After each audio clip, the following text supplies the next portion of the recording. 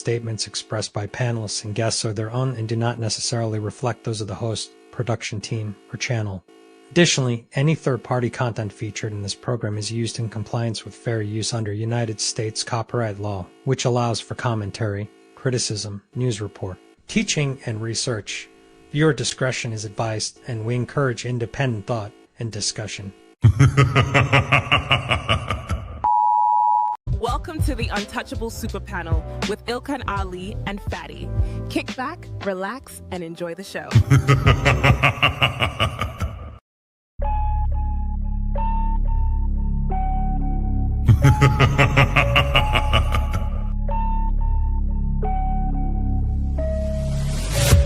What you're seeing right now with the men is a response to your radicalization.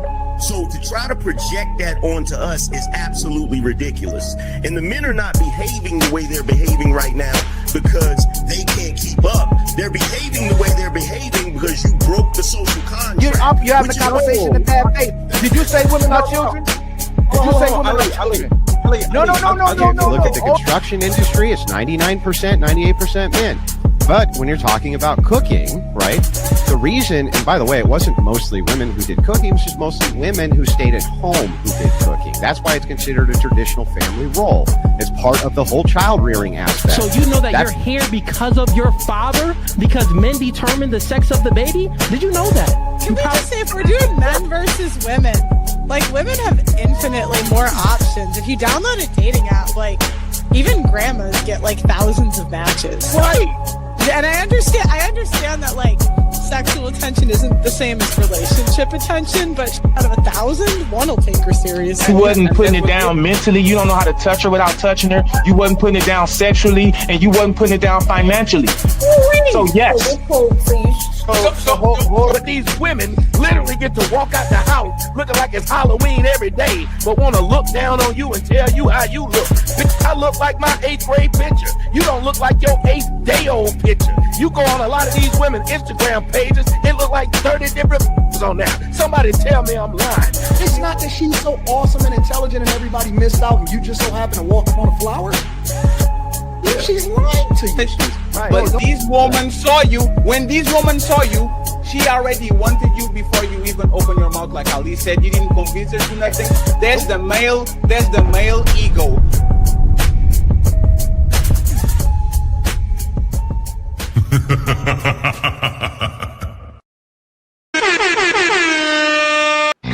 It's time to do.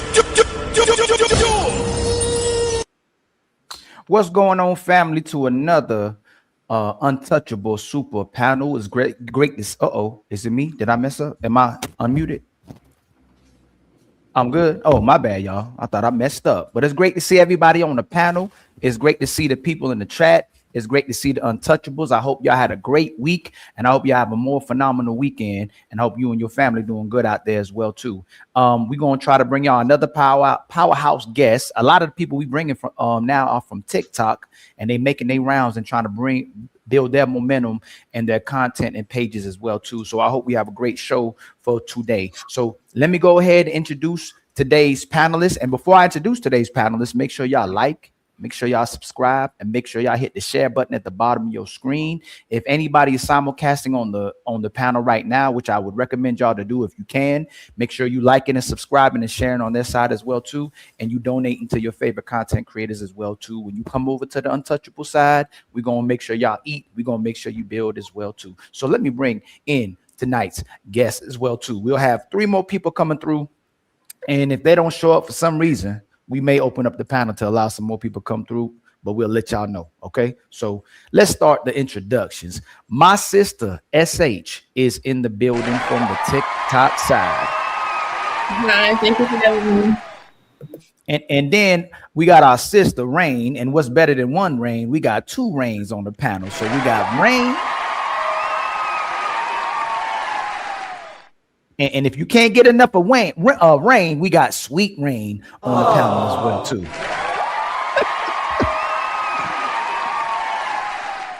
And then we got our brother Sharon Bracey. He got to get his lighting right a little bit. I don't know what's going on.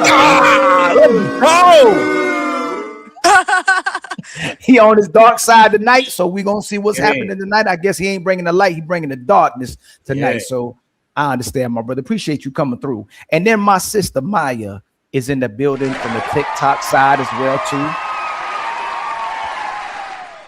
Better known as Maya Stay Talking, and she gonna be talking. So get ready, okay? And last but not least, our brother, other untouchable brother, co-host, the legendary Fatty as well too. Go ahead, boo. You gotta hit the boo button, Fatty, for that one. Yeah, go ahead.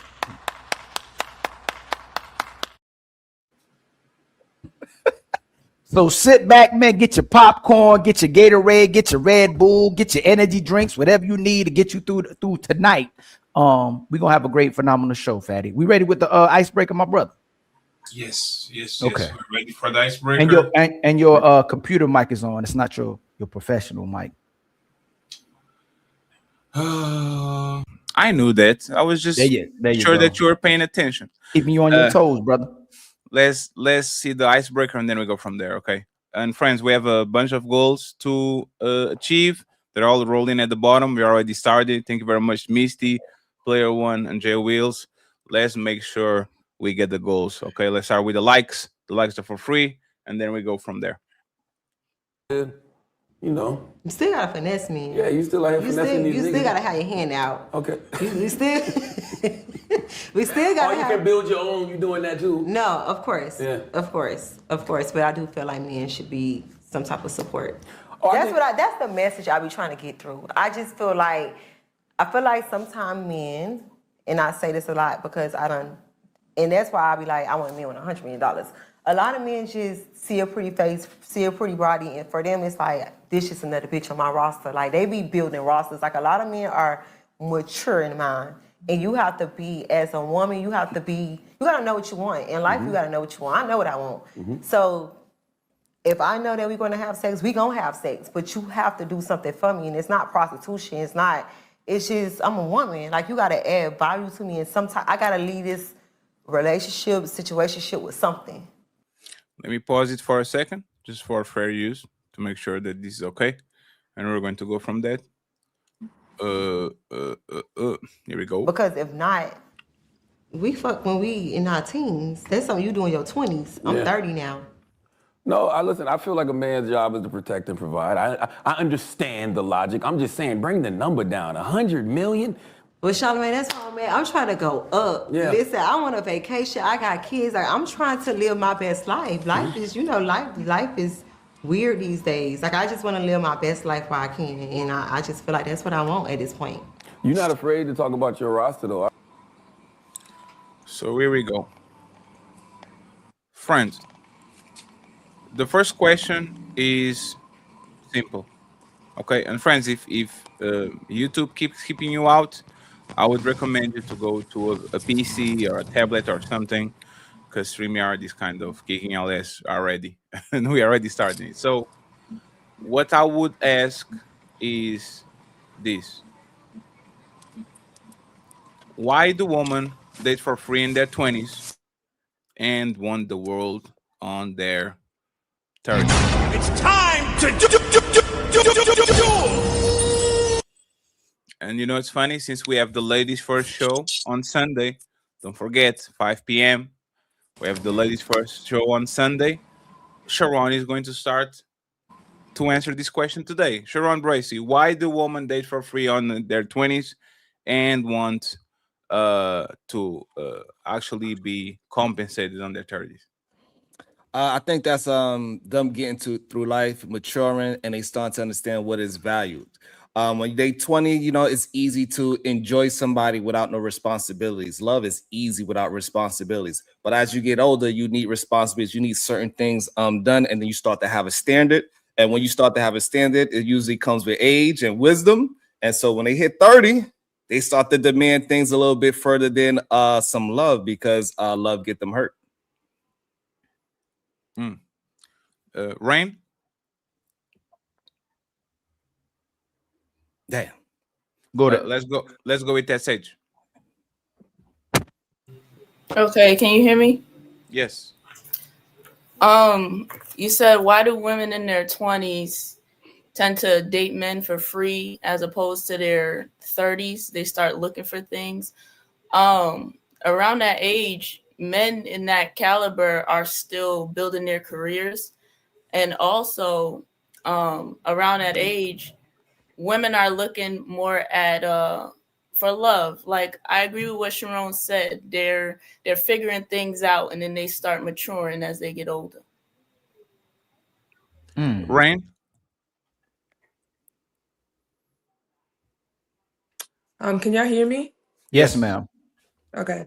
So my thoughts as I heard this was that I feel like when you're in your 20s, you're still learning, you're still growing. Maybe you don't understand certain things, but by the time you are 30, you've already experienced certain things in life.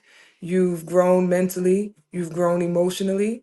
So I feel like now the things that you feel you desired in your 20s is going to be way different than in your 30s based on experience.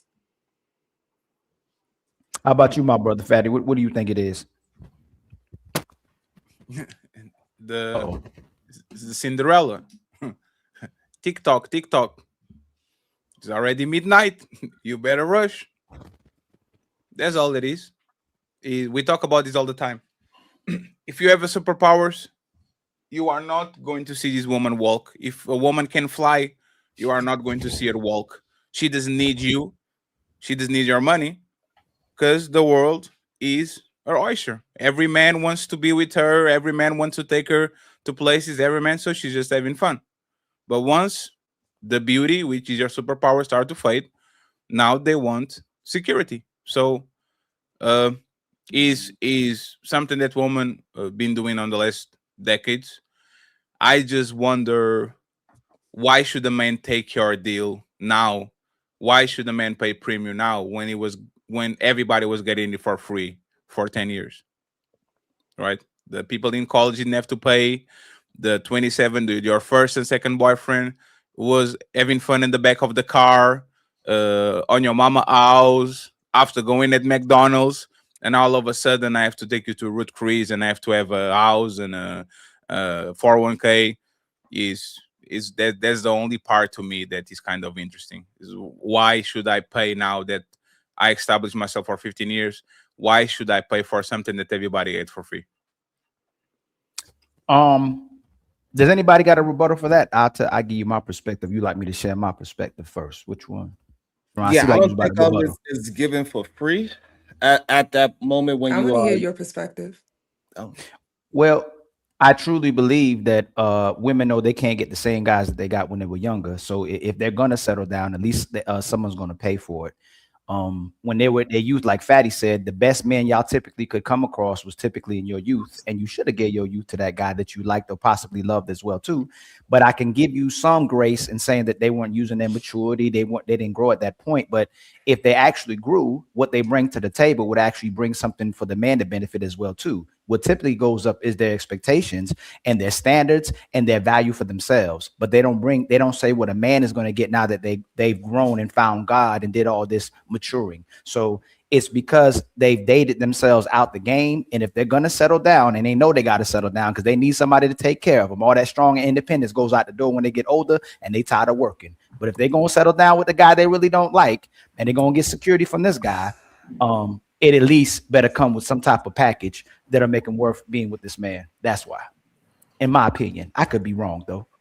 I think it's wrong to believe that when she get older and more mature and realize what relationships are supposed to be, that she is taking something away from the man. It's still equal combat within the relationship. They are not attempting to. I want to say I do agree. I don't think she can hear me. One second. Rain, refresh please, because you can't hear Sharon.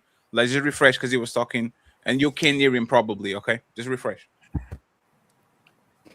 Yeah. So and it's just that when a person gets older, whether it's a young man or a young woman, they start to realize what is needed within a relationship. It ain't just about having fun.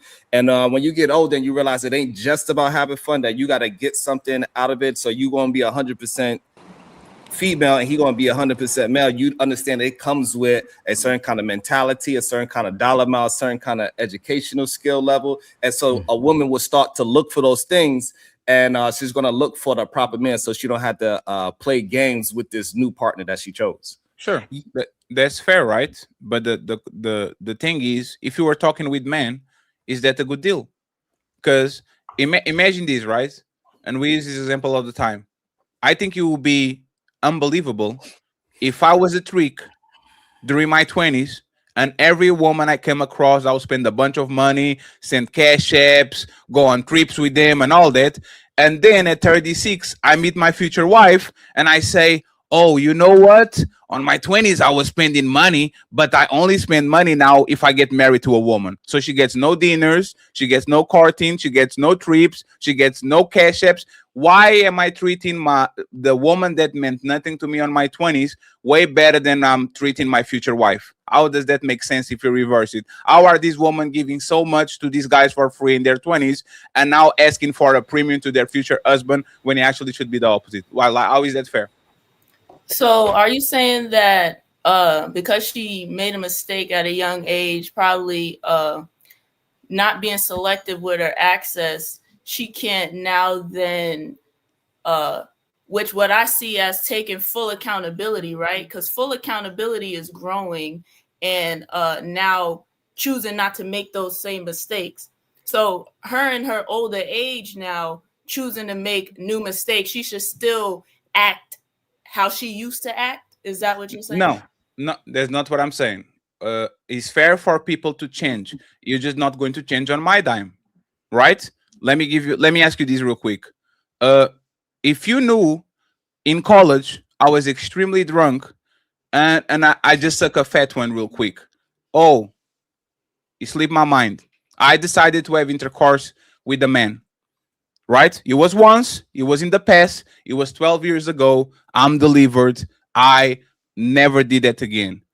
Would you think it's fair for a woman to say, sir, I understand it was a mistake, but I don't have to accept you because I don't engage with men that had sexual relationships with men before? SH? Okay, I hear your point. But I also I don't believe that she should now.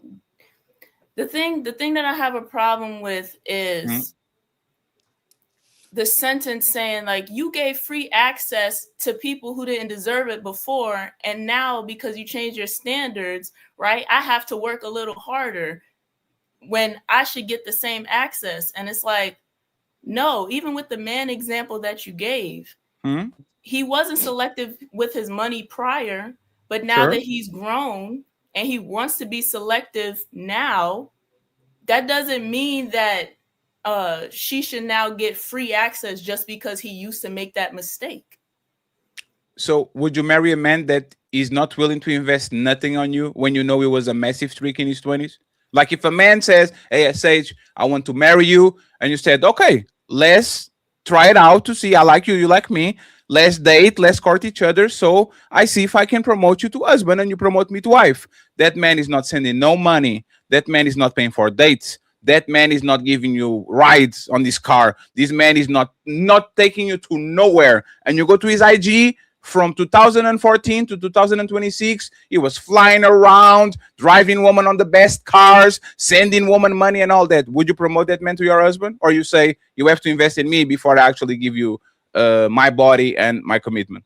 Yeah, so taking myself out of the scenario and making it personal, when you date somebody and you courting them, you are watching and seeing what you value, right? So I'm not looking at his past to see what I might potentially get, right? Oh, he used to splurge, right? So now I'm gonna get with him so he could splurge on me. No, I'm going to court him, vet him, and date him for where he is now and see what I value. So if I do value a man spending on me, I'm going to see if he spends on me now.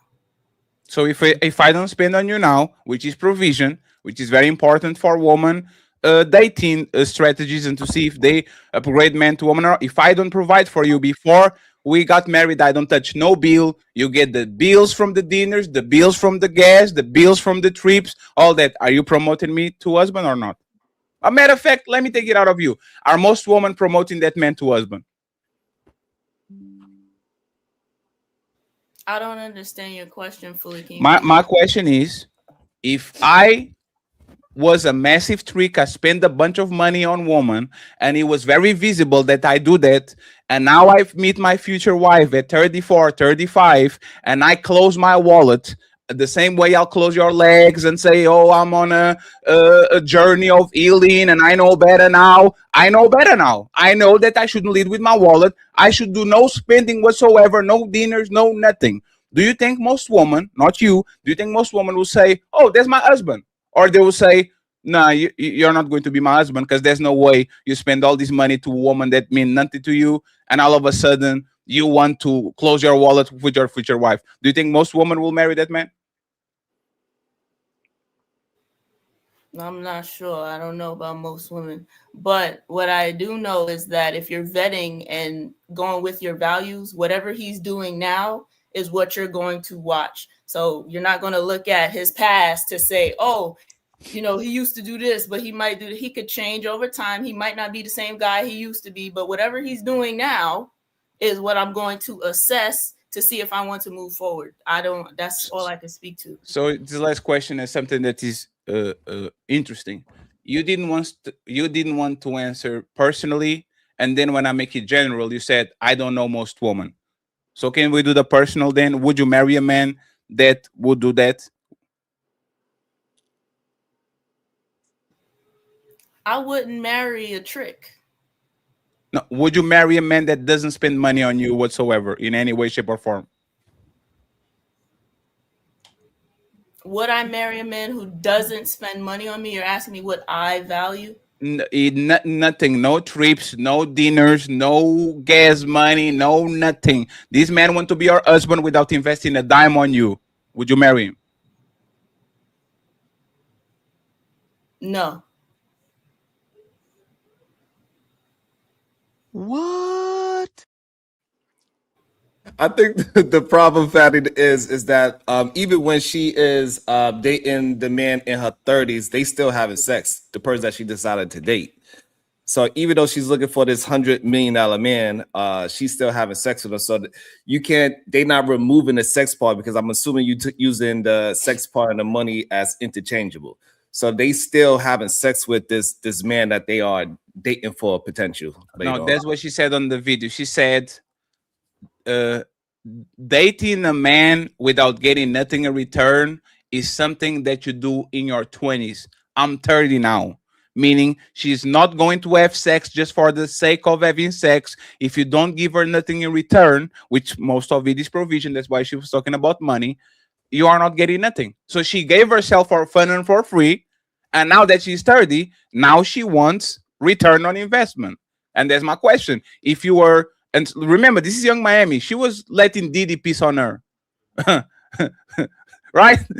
For clout and Birkin bags. So how the hell do I come after her and says, you know what, baby? I know that you let a bunch of dudes piss on you and have sex with you unprotected. You have kids from them and all that. But I got you, baby. I got you. You go ahead. I will pay for things that you never asked for people to do before. How is that a fair assessment? How is that something that benefits the man? Right. So it benefits the man according to what is he looking for. If he's trying to holler at her, he is looking for a certain type of woman. He is looking for her style of femininity, that whatever it is that he like, whatever she is, that's what that man like. And so she's saying, hey, you like this style, you won't have to pay for this style of a human being. And I don't see there's nothing wrong with a woman asking for what she seems is worth. That is her take. That is her take on what she is worth. She thinks she's worth $100 million man.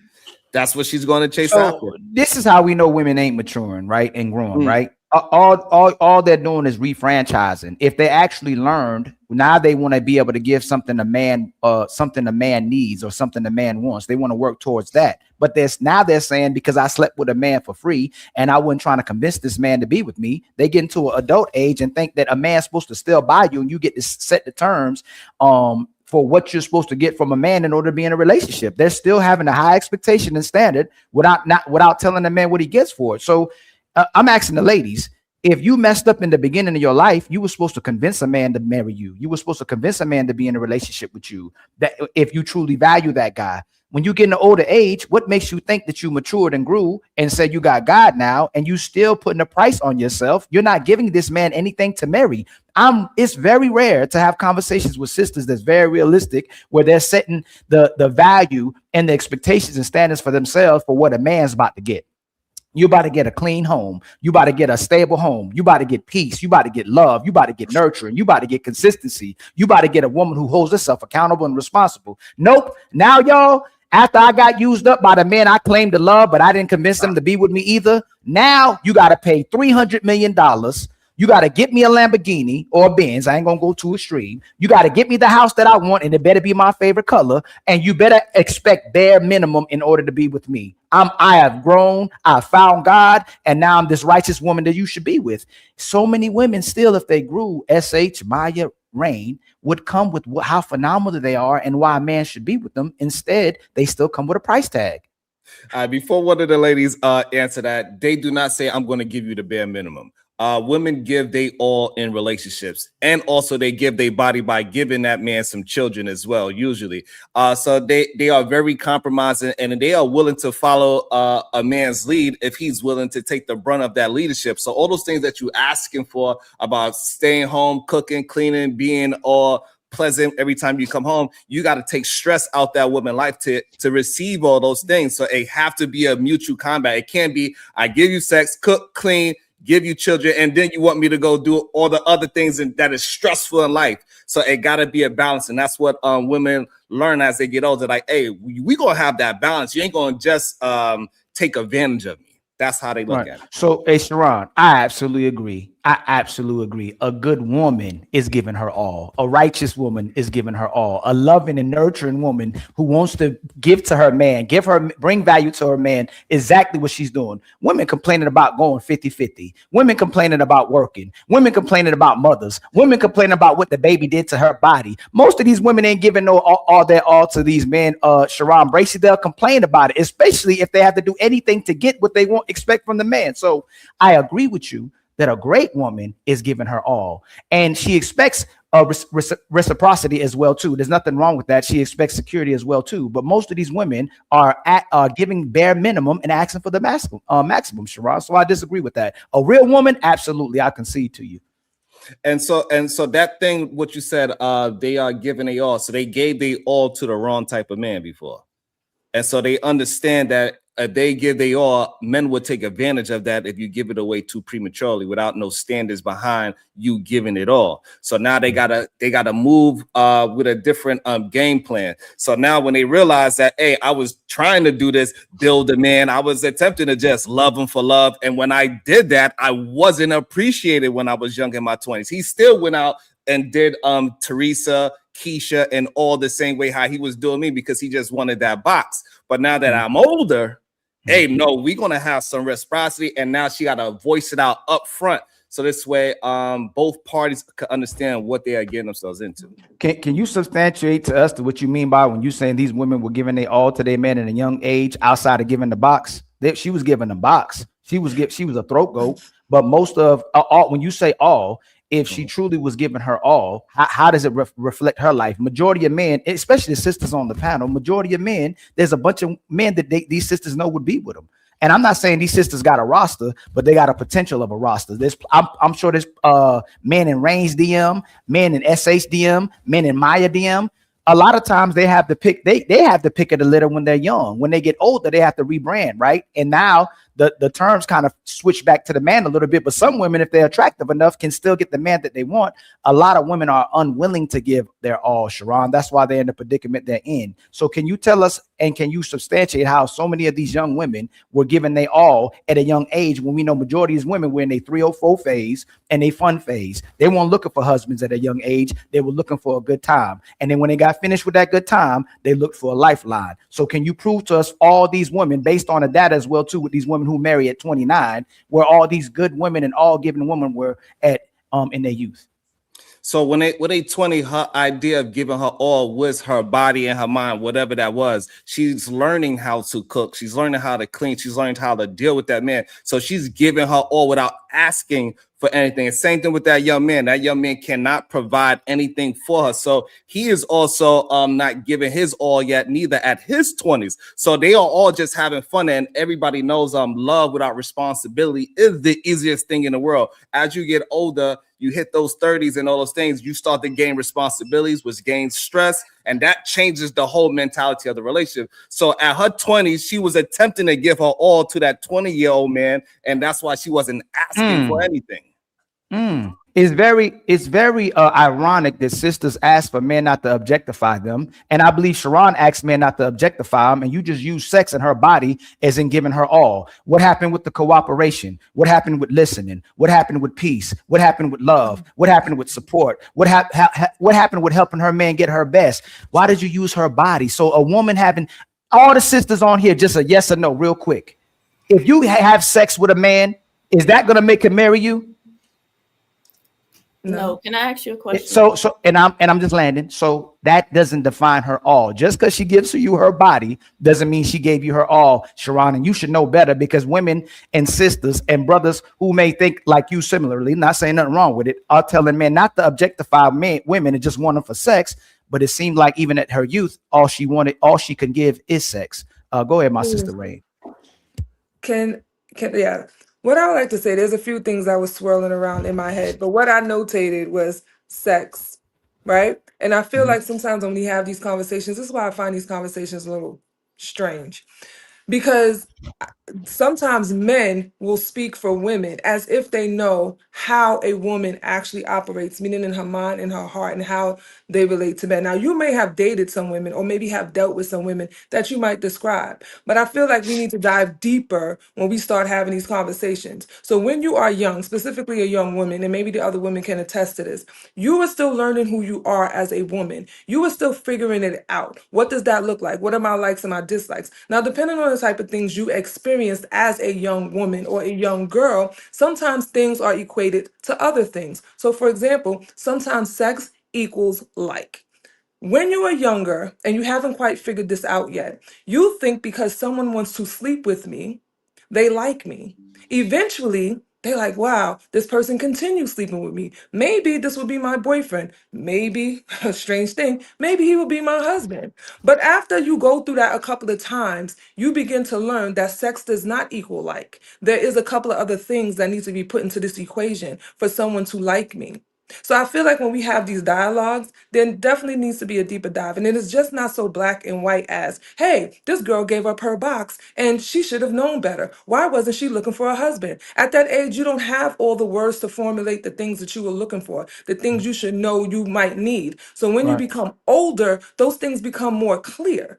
Right. So very confusing to me having these Should you give conversations. a Maya Rain and SH? You ain't gonna give me no grace if I'm broke. You ain't gonna give me no grace if I'm dusty. You ain't gonna give me no grace if I'm a womanizer and trying to knife everything that's in front of me. You ain't gonna give these men that type of grace. Why do women think they get grace for making all the mistakes that you make that put you in the position that you are if it doesn't benefit me? Because you're not gonna deal with a man that doesn't benefit you. We're at a time now that all that doesn't matter anymore, because if I don't benefit from nothing that you're talking about and it's only benefiting you and I'm not getting peace or love from that, then it means absolutely nothing to me. The same way when you come to the table, that sister comes, she want $100 million. That's absolutely unrealistic, right? But sisters are putting a price on their body. If you are bringing P, you're gonna get some D as well too. Y'all don't see that as a fair exchange. You feel like a man's supposed to pay for your submission and he's supposed to pay for your body. And I'm not talking directly to you, Rain. I'm talking about women in general. If women have expectations and standards for what they want to be in a relationship with, then the man should do the same thing. If you still got post PTSD, if you broken, if you traumatized, if you need to heal, then you need to stay away from a man if you can't benefit him. Nobody wants to hear none of that from both sides. If you're not ready to be in a relationship, and all you bringing is problems and demands, and you compromising me, and vice versa. If you meet a man like that, we both need to stay away from each other. I'm asking the sisters in 2026 to stop making excuses for why they can't show up fulfilled for a man, but then asking the man to be at the finish line when they get with him as well too. So let's work together. Don't come with no problems. I ain't gonna come with you with no problems unless we can work through those problems and work together. That's all I'm saying. To say a few things as well.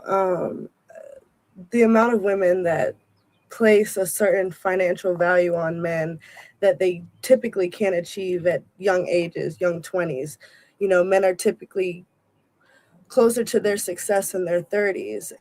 When the expectation is also put on women for certain criteria is that often we give away in our young 20s without values, and then be mad when a man is expecting that. I don't get the whole, like, if you're loose, no one wants to marry a loose woman. It's really that simple. And it's not hard to know that at a young age, to not be loose. Like, if it takes you to 30 to realize you shouldn't have been, you know, messing around with whoever for whatever reason, that's kind of your own mistake that you made. And I do think that does come with consequences, and you do lose certain men that you might want because you waited so long to gain a mindset that wasn't that hard to gain. Anyone wants to So- rebuttal what she says? Yeah, Because can I I heard just say the. Who was that? Yeah, Who was that? that was me. That was me. That was I don't. I see you can go next. So while I don't disagree that there are some people who should definitely maybe do a little bit of self-awareness, sometimes not all of, because we got to be realistic, right? Not everyone has the tools. You got to think about the environment. What type of environment? Because your first teacher is your parents. That's your first teacher, right? So if no one is giving you the tools to put in your toolbox to be able to have that kind of discernment to say, no, I don't need to be out here spreading it wide and low. You have to have the tools, but if you don't have the tools, you have to then go get the tools. Not everyone knows how to go get the tools. Not everyone knows how to navigate it. For some, it may come quicker. For some, it may come later. So I think that's kind of a bit unfair to say people should know. People may not know if they don't have the tools. So what tools specifically are you talking about? Like tools? I'm talking about. No one I'm sorry. feels good after, you know, laying down so many times with whoever. No one feels good. Like what tool? Like all it takes is experience, and to be like, I didn't get anything from this.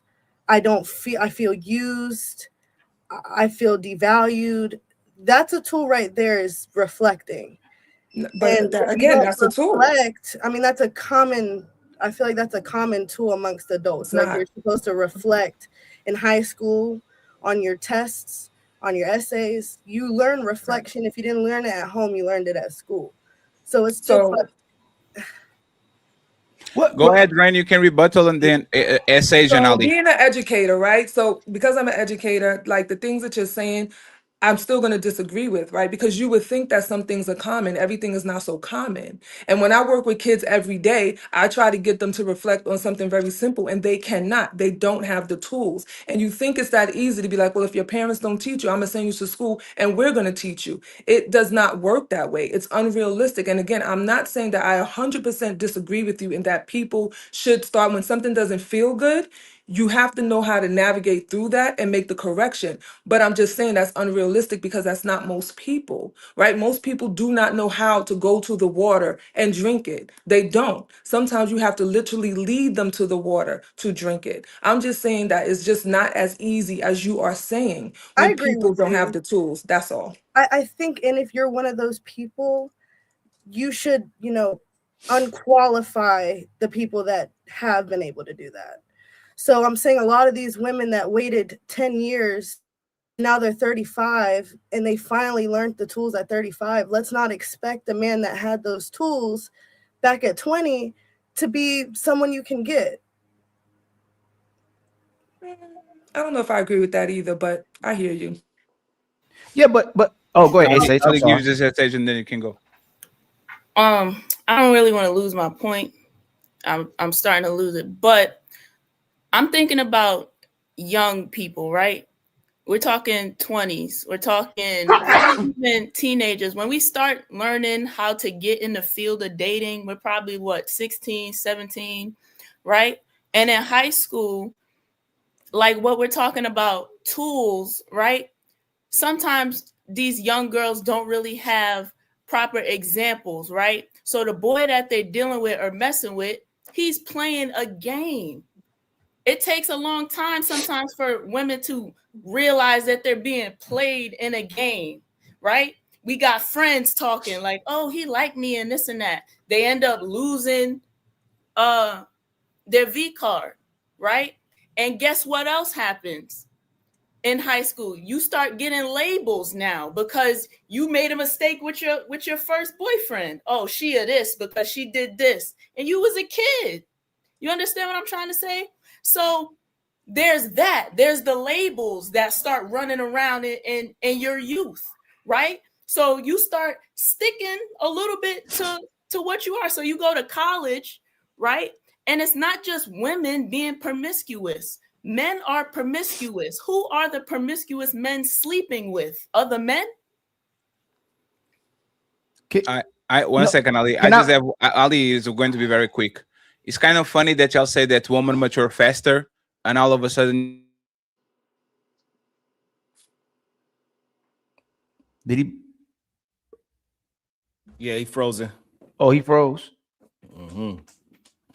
So is he? So he froze, right? Hold on. Yeah, he's frozen. Sure. Yeah. Okay. So this is what I want to ask the sisters, and I ask my brother as well too, from another mother. If I'm broke, I don't take. Oh, hold on. There go Fatty right there. If I'm broke, I don't take care of my kids. I tell you, don't even think about going on dates. And what you get is this handsome man with a nice body, and you're going to get some pipe. But I still expect a dime and full cooperation with a woman, and hopefully she's a virgin. Is that realistic? Yes or no, real quick from the ladies. Is that realistic?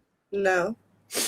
A matter of fact, I think I deserve it because I mentally grew. I've healed. I went to therapy. I got counseling. And now I deserve a virgin, hopefully a virgin, and a woman who fully cooperates. She takes care of the home, takes care of the kids, and she's a phenomenal woman. But I still ain't got my things together. But you're going to get a handsome man with a nice body and pipe. Is that realistic, y'all? Can all the ladies answer that question for me? Is that realistic?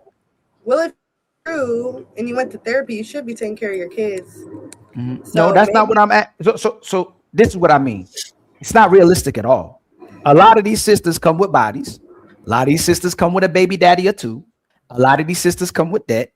A lot of these sisters come with demands. A lot of these sisters still haven't worked on how to perform for a man. And she coming with kids too and a price tag. But she believes that she still deserves these unicorn and the best man that's possible for a woman when she never performed in that manner. Just because she mentally grew. Just because she went to therapy. Just because she went and found Jesus, y'all. That's unrealistic. Like just like y'all expect men to date in their lane, then y'all gotta start dating in y'all lane. There's too many 3s and 4s. Not you, Rain. Not you, Rain. Don't. I wasn't saying me. I was saying that shoulder shrug was. I don't disagree. People need to date in their lane, whether it's man or woman. Yes, but don't you think women are they're not delusional. They want the man, they're projecting and want the man to play dumb for them, and they're still doing the best they can to manipulate the market to get the best type of guy that they should have got when they was 25. But now that they grew and got therapy and got God, they deserve the same type of guy that they should have entertained or became a good woman to when it was 23. It's unrealistic. And by the way, friends, I think I figured out why you guys getting kicked out. I think it's the layout. See if this layout right here is like keeps kicking you out, because I think the layout where 2 people are above, it kind of go, oh damn, it didn't even that was not the layout. That's crazy. We'll see what's going on. I need to talk with the other content creators, see what's going on with their shit. Anyone wants to rebuttal what Ali said? Sharon? I think the issue is that we are acting as if the man he became holy endowed and he's fully unscathed throughout this whole situation, and only the women are scathed, and they coming with these extra kids and this extra this and this extra baggage and extra, and the man is just sitting there all pristine, godly, fearing, have a house, have a car, have everything ready, and all she got to do is come there and cook it clean. That is not most situations. Most situations, people are meeting each other at the same level, and they figuring it out, they working it together. Majority of women are not getting into a situation where a man could just say, hey, you don't have to work anymore. All you got to do is have a couple of kids, keep my house clean, and keep me fed. That is not even close to majority people's situation. So to paint it as that very narrow narrative is the issue that you have it, because just because a woman have a kid when she was younger, then now she did all the changes to move forward, doesn't mean that she is not a valuable woman.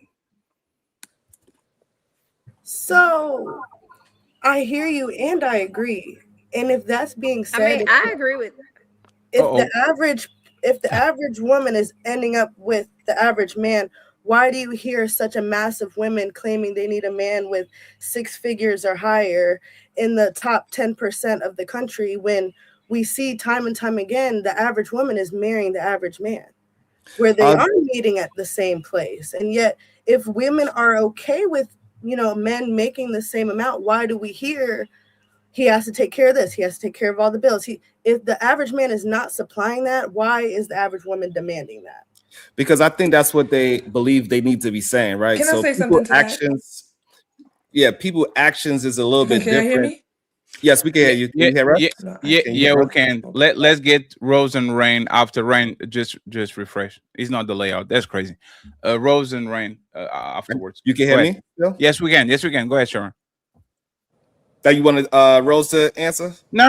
Answer the question and then Rose and Rain. Shit. And so you're talking about women having kids and how they are not damaged. The average versus what they, because so women and men both would say they want the best of the best of human being. We hear that all the time, but the action shows that they usually pick within a warehouse. That's their action. So yeah, a man, you could ask any man what's his favorite car. A lot of them would say a Lamborghini, but most of them got a Honda Accord. So it's just what it is. That's their wish list, but their actions is in reality. So, but the problem with that, and I was waiting for Rose to come here, is men actually satisfied with the woman that they get. It's not a consolation prize. If the butcher meets the woman work on a food court and that's his woman, they're good to go. Women are settling. This is a consolation prize. This is not the man they desire whatsoever. It's just a placeholder until they actually find somebody that is on that level. Most of these women think they are above the man that they actually get. Most of these women are not married the love of their life. They are married the guy that is safe. So I don't know how, like, this is not symmetric in any way, shape, or form, because once again, if you actually look at what women are saying, women are literally complaining about leaving a man that does what they want. They are leaving men that they say they are good men. They saying, I just outgrew him. Oh, he was a good husband. Like, I literally have a video that has, I think, 300 comments of a woman saying, oh, I have a man, and you know what? Like, it's not that he's doing nothing wrong. Every time I ask him for something, he does it. He pays the bills, all these, but he is just there. That's your job, to be just there in case. That's what your dad does. He pays the bills. He puts food on the table. He makes sure he gives you sex. He makes sure that you are emotionally stable, and he's just there in case if you need something or there's an emergency. You go there and he actually solved it. Women are not happy with this type of men. They want men, respectfully, that are on the I'm going to rock your world type of time. I'm going to make you laugh every day. I'm going to take you on exciting things. That's not my job to be exciting, because you know why, Sharon? Most of these women are boring. I said it. Y'all not funny. Y'all don't know how to say jokes. Y'all don't know how to carry a conversation. I'm not like, if you don't have those booty shorts that I like, there's nothing exciting about you, and I still love you. I still take you to places. I still watch the telenovela with you, even though I don't like it. I watch Housewives of Atlanta through the phone just to make you company. I don't want to talk with you on the phone for 2 hours. You know what I do? I shut the fuck up and be on that phone saying, yeah, damn, that's crazy. Really? Oh, damn. So why are we bending backwards once again to a woman that should be the most important woman of our life, and this woman get bored and annoyed every time you just there for her and you are available, complicit, and responsible? Like, what is going on with women that a boring man is not enough? I have to be Clark Kent and Superman in the same motherfucking day when I don't know how to fly. Why? Because most women, if you are looking for a funny woman, you can find them. They are hilarious. Where? You just don't have to enjoy that person's all over the place. I not believe even female comedians. I haven't heard Rose speak yet, but she looked like she's Sharon, I don't want to interrupt you. I don't. Sharon, name 3 female comedians that are funny. Wanda Sykes is hilarious. They got this this young lady. I do not know her name. Oh, you don't know her name, but she's funny. What? I don't know. Hold on. I don't know her name, but she's funny. Yes, Man, he can't even get him. No, I don't know her name. So, but she's Dang. light skinned. She got she's like a ginger. Oh, she's Mexican. That's better. No, she's a black woman, I believe, and they go whatever that thing. Oh, there's no, I know what you're talking about. You're talking about this woman. They are hilarious. They are funny. So, but if you prioritize, You ain't named the names. What's her name? I'm not looking for a comedian. No, don't stutter. Tell us the name. I'm not looking for a comedian. I'm saying if you are out there, you looking for a funny woman that looks good, that is fit, feminine, frame, like the ones that you just showed, you can find those. But I'm not. Women, But and I'm that's not. what you're looking for. The issue is majority of men, they go after the thing that they don't even actually want for themselves because they think about what other men are saying. They want a woman that other men like instead of the one that Hey, Sharon, stop. Hey, Sharon, stop there. That's what's going on. Sharon, stop there. Sharon. A million men can like Lizzo. I don't want her. Respectfully, that's woman thing. Women are the ones, if Pete Davidson is sitting there on the corner, nobody touches him. As soon as Ariana Grande, a Kardashian wants him, all of a sudden all the women want him. You are literally projecting. This is what women do. But let me 1 second, please. Let me ask you this. I want a woman that cook, cleans, is not ran through, is thankful, and shuts the fuck up.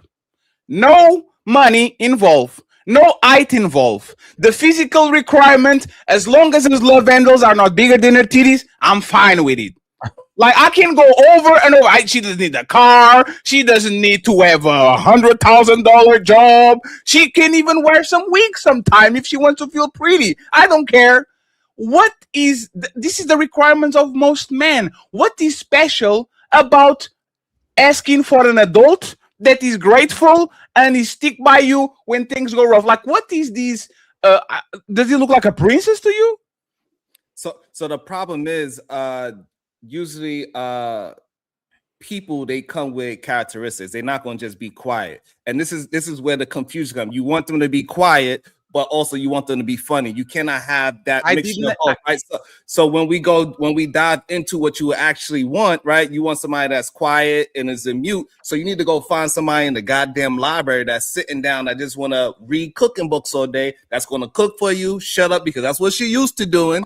So she's in that library. So you need to go find that lane. But if you want somebody that is very vibrant, funny, have a lot of energy, then it's going to be a certain type of woman. Let me just reshape. That is the thing. Sharon, you can be a talker. Go talk with your motherfucking Let me finish. I want to finish as well. Let me just finish with the I'll pass you the microphone. It's just because you are addressing something. She can be a talker. Talk with Rose. Talk with SH, talk with Maya, talk with any motherfucking female friend that you have. Use your 10,000 words per day. I have 2,000. I'm not going to spend 2,000 talking about Amanda from accounting that is very mean to you, but you ain't doing shit. You're not quitting. You are not punching her. You're not telling her what it is. You're just talking to me. You're going to your shower. You're thinking about that shit. You call me on the phone, and then you get to your work. You said, "Hi, Amanda, how you doing?" And you don't say nothing that you thought about it. You talk with me like that. I don't want a woman that is a mommy. I want a person. The problem is, once again, y'all think that we are defective men. We're not. Just because I don't want to talk with you on a daily basis about some random shit doesn't mean I'm defective. Do that to your friends, just like I talk shit with Sharon and Ali about masculine things and things that men want to hear, cars, sports, and all that. And now I come to SH and I shut the fuck up and I talk about what she wants to talk. Imagine that every day Maya woke up with a message saying, "Hey Maya, do you saw the Lakers yesterday? Look at Doncic scored a triple. He got a triple-double, and the Lakers are going to win the championship." She doesn't like the Lakers. Why am I bothering her talking for 3 hours about Michael Jordan and who is going to be the MVP if she doesn't care? Do the same thing with us. Sharon and Maya and Ali, sorry, I'll be quiet. I would still be your cheerleader, even if I'm not a super fanatic for my man. Right. Who is the Lakers' best scorer, Maya? I would getting to know, I would research. being that you aren't that person, I'm not going to do that. But if my man was fascinated, There go the in the comedy sport, right there. She made you laugh. That's what you missing. I was not laughing at it. It was not funny. I do understand. I had to realize that men really don't care about the Sport. small details. I know that about men for a long time. But if you're my person, I'm going to want to talk about my life with my person. And you're directing me to talk about my life with my homegirl. If you don't want to waste 2,000 words on me, I'm not wasting my time cooking you. So Right. You want free labor. That's all it is. What? Talking is labor? Don't spend your 2,000 words on me if you want to be full. Maya, talking is labor? That's what you It made it be. sounds That's like that you is made what to it be. is to No, you. no. Please. Listen carefully. I'm not your emotional tampon. I'm a person. Those 10,000 words, give me 2,000. Important things. Things that are relevant. Your problems, I will solve it. You need money? I got you. You need to fix that wall? I got you. You need some gas? I got you. I'll go to. Men I want to will. provide everything but they ear. No. But Mia, but that's the point, right? Mia, that's the point, right? You get my heart, and you get my wallet, And your one second. Let's do this, right? Nobody gets everything. You have to pick 3 of the 4. I'll give you 3 of the 4. You get what is between my legs. You get my wallet. You get my heart, and you get my ears. Choose one that you don't want. Well, your heart powers your ears, so we can. Oh, here we go. Here we go. No. But we're not being. You're using Ali, don't move it daddy's. for a second, Ali. Just to make sure. There's 4 important things, right? If I am with the woman, you know what I'm going to abdicate for? I don't need your wallet, baby. Give me your heart, because I love you. Give me your ears, because when I talk, I want you to hear me. And give me your coochie, because that's literally the main reason I'm with you. Your wallet, forget about it. Me as a man, I abdicated from one thing of the 4. Now you're going to do the same. A wallet, a heart, what is between my legs, and my ears. Which is the one that you are going to abdicate on this equation? Well, I do talk more than I have, so ears pretty up there. So which one are you going to abdicate? Which one are you going to throw it through the window? If I can only choose 3, well, I'm not going to be with someone that's going to make me choose 3. And that's the point. Is never enough. Y'all want everything. Don't do that. Y'all want everything. You just Maya, you just prove it. I gave you 3 of the 4 things. No person gets 100%. Most people get 75, 80. I put in front of you a wallet that you can touch at any point, a heart that you can love at any point, some ears that I can listen to you at any point, and you want everything. I'm going to be real. Huh? Majority of men I talk to claim that they do not want to be in a true monogamous relationship. Sure. And I've talked to a married men that step out and all this. So if a man's going to do all that, the least you can do is give me the ear too. I just feel like if y'all don't want to be monogamous and y'all going to do whatever behind closed doors, don't make me choose between your ear or your wallet. Just give me, So no heart. So no heart, right? I want that all too. No. The art is the last thing that men give to women. Is the 50 shades of is the 50 shades of gray type of thing. I will give you a mansion, a helicopter, a billionaire, Audi R8, but don't go on that red room, because that red room stores all my emotions, my scars, my feelings. Don't go there. And you know what she did? Let me go on the only place that I ask her not to go. Respectful. Yes, because men fetishize woman bodies, woman fetishize men's feelings. Y'all want to know our scars. Y'all want to know who abused us, who did something wrong to us. Why did I cry if I'm still mourning because my daddy died? Woman fetishize many emotions, and many emotions usually is the last thing a man was going to give a woman because he's afraid of that woman to use it against it. So let's do this, right? I give you your ears, but you get none of my feelings. The feelings that you get is I love you, baby. I miss you, baby. I want to take care of you, baby. You don't get no trauma, no storytelling, no Pinocchio, no nothing. Can we agree on that? Give you wallet, ears, and wallet, ears, and sex. You don't get access to my art and to my dark, deepest secrets. I would rather, if given those choices, take the wallet. I'll take the other three. Oh man. Call me a liar, call me a fraud, call me whatever. But in real life, if I'm choosing to spend the rest of my life with you and I can only choose three, keep the wallet because I can make my own money. I want a man's heart. I want his heart. That's the talking point that y'all disingenuous about, though. You'll say, hey, give me loyalty and I can finance myself, when most women are still asking for providers. And to add some more context to what Fatty is saying, and if we're going to have a genuine conversation, most men used to want women to cook and clean and take care of the home and give us sex on demand. But now men are just asking for peace and no problems. And all of that you can do for free. But most women still can't give that to a man when 100% of you can.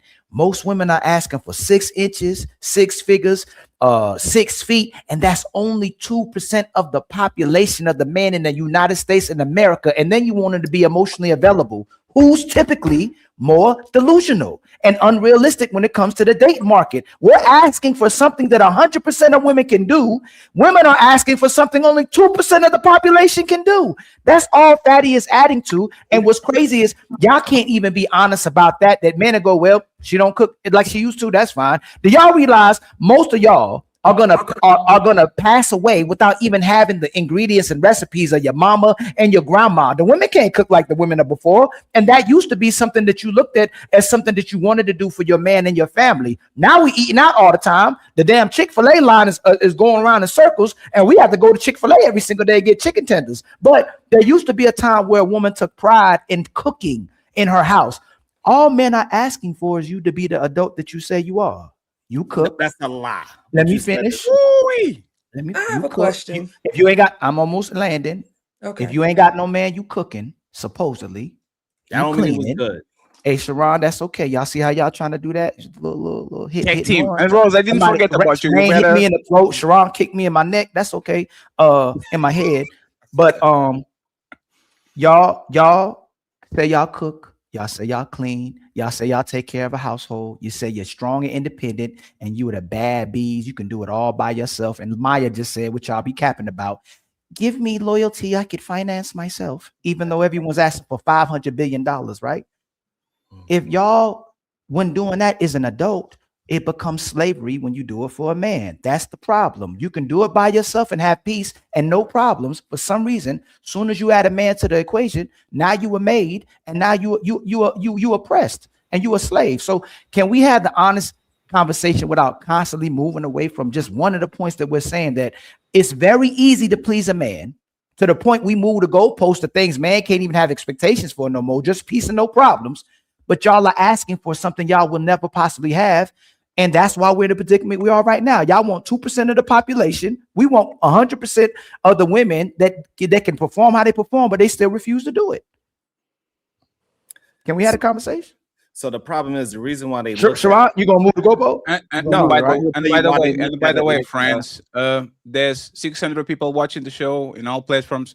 Please like the videos. The likes are for free. And I figured out what happens is the Instagram thing.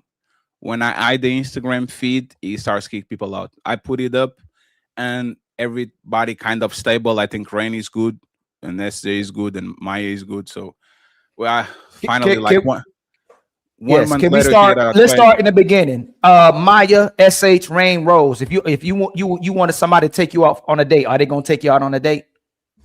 Yes or no? You changing the topic. No, I'm not. I'm gonna show you what I'm talking about. If someone wanted to take me on a date, are there men that y'all come across that would take you on a date if y'all want to go on a date, in relationships and outside of relationships?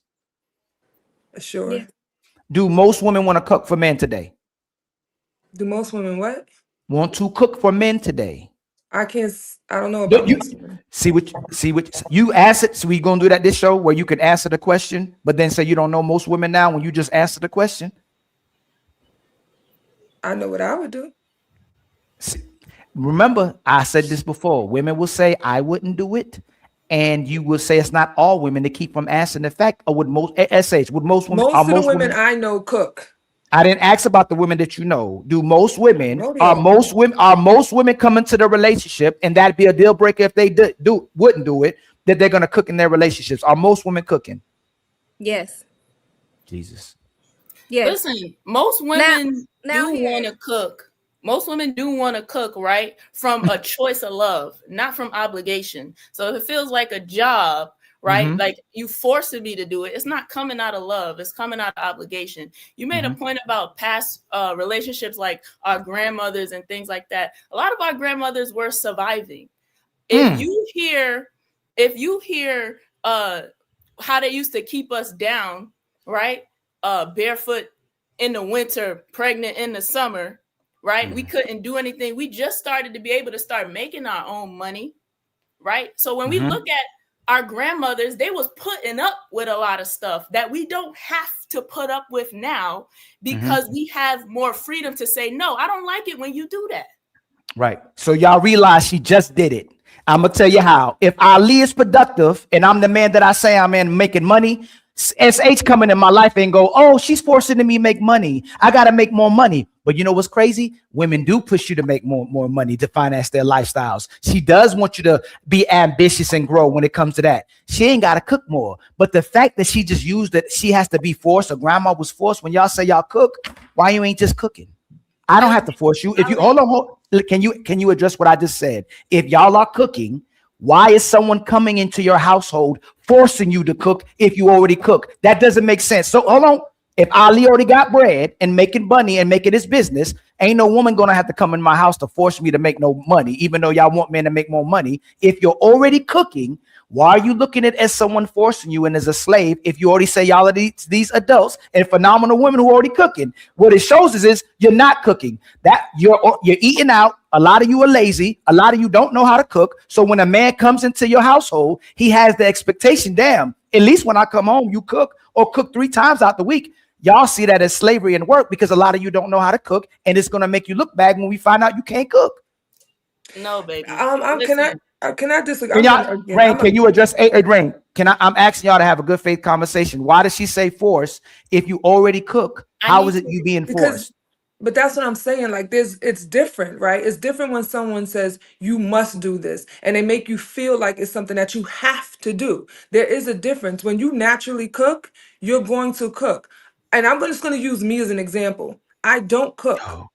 Let me just say this.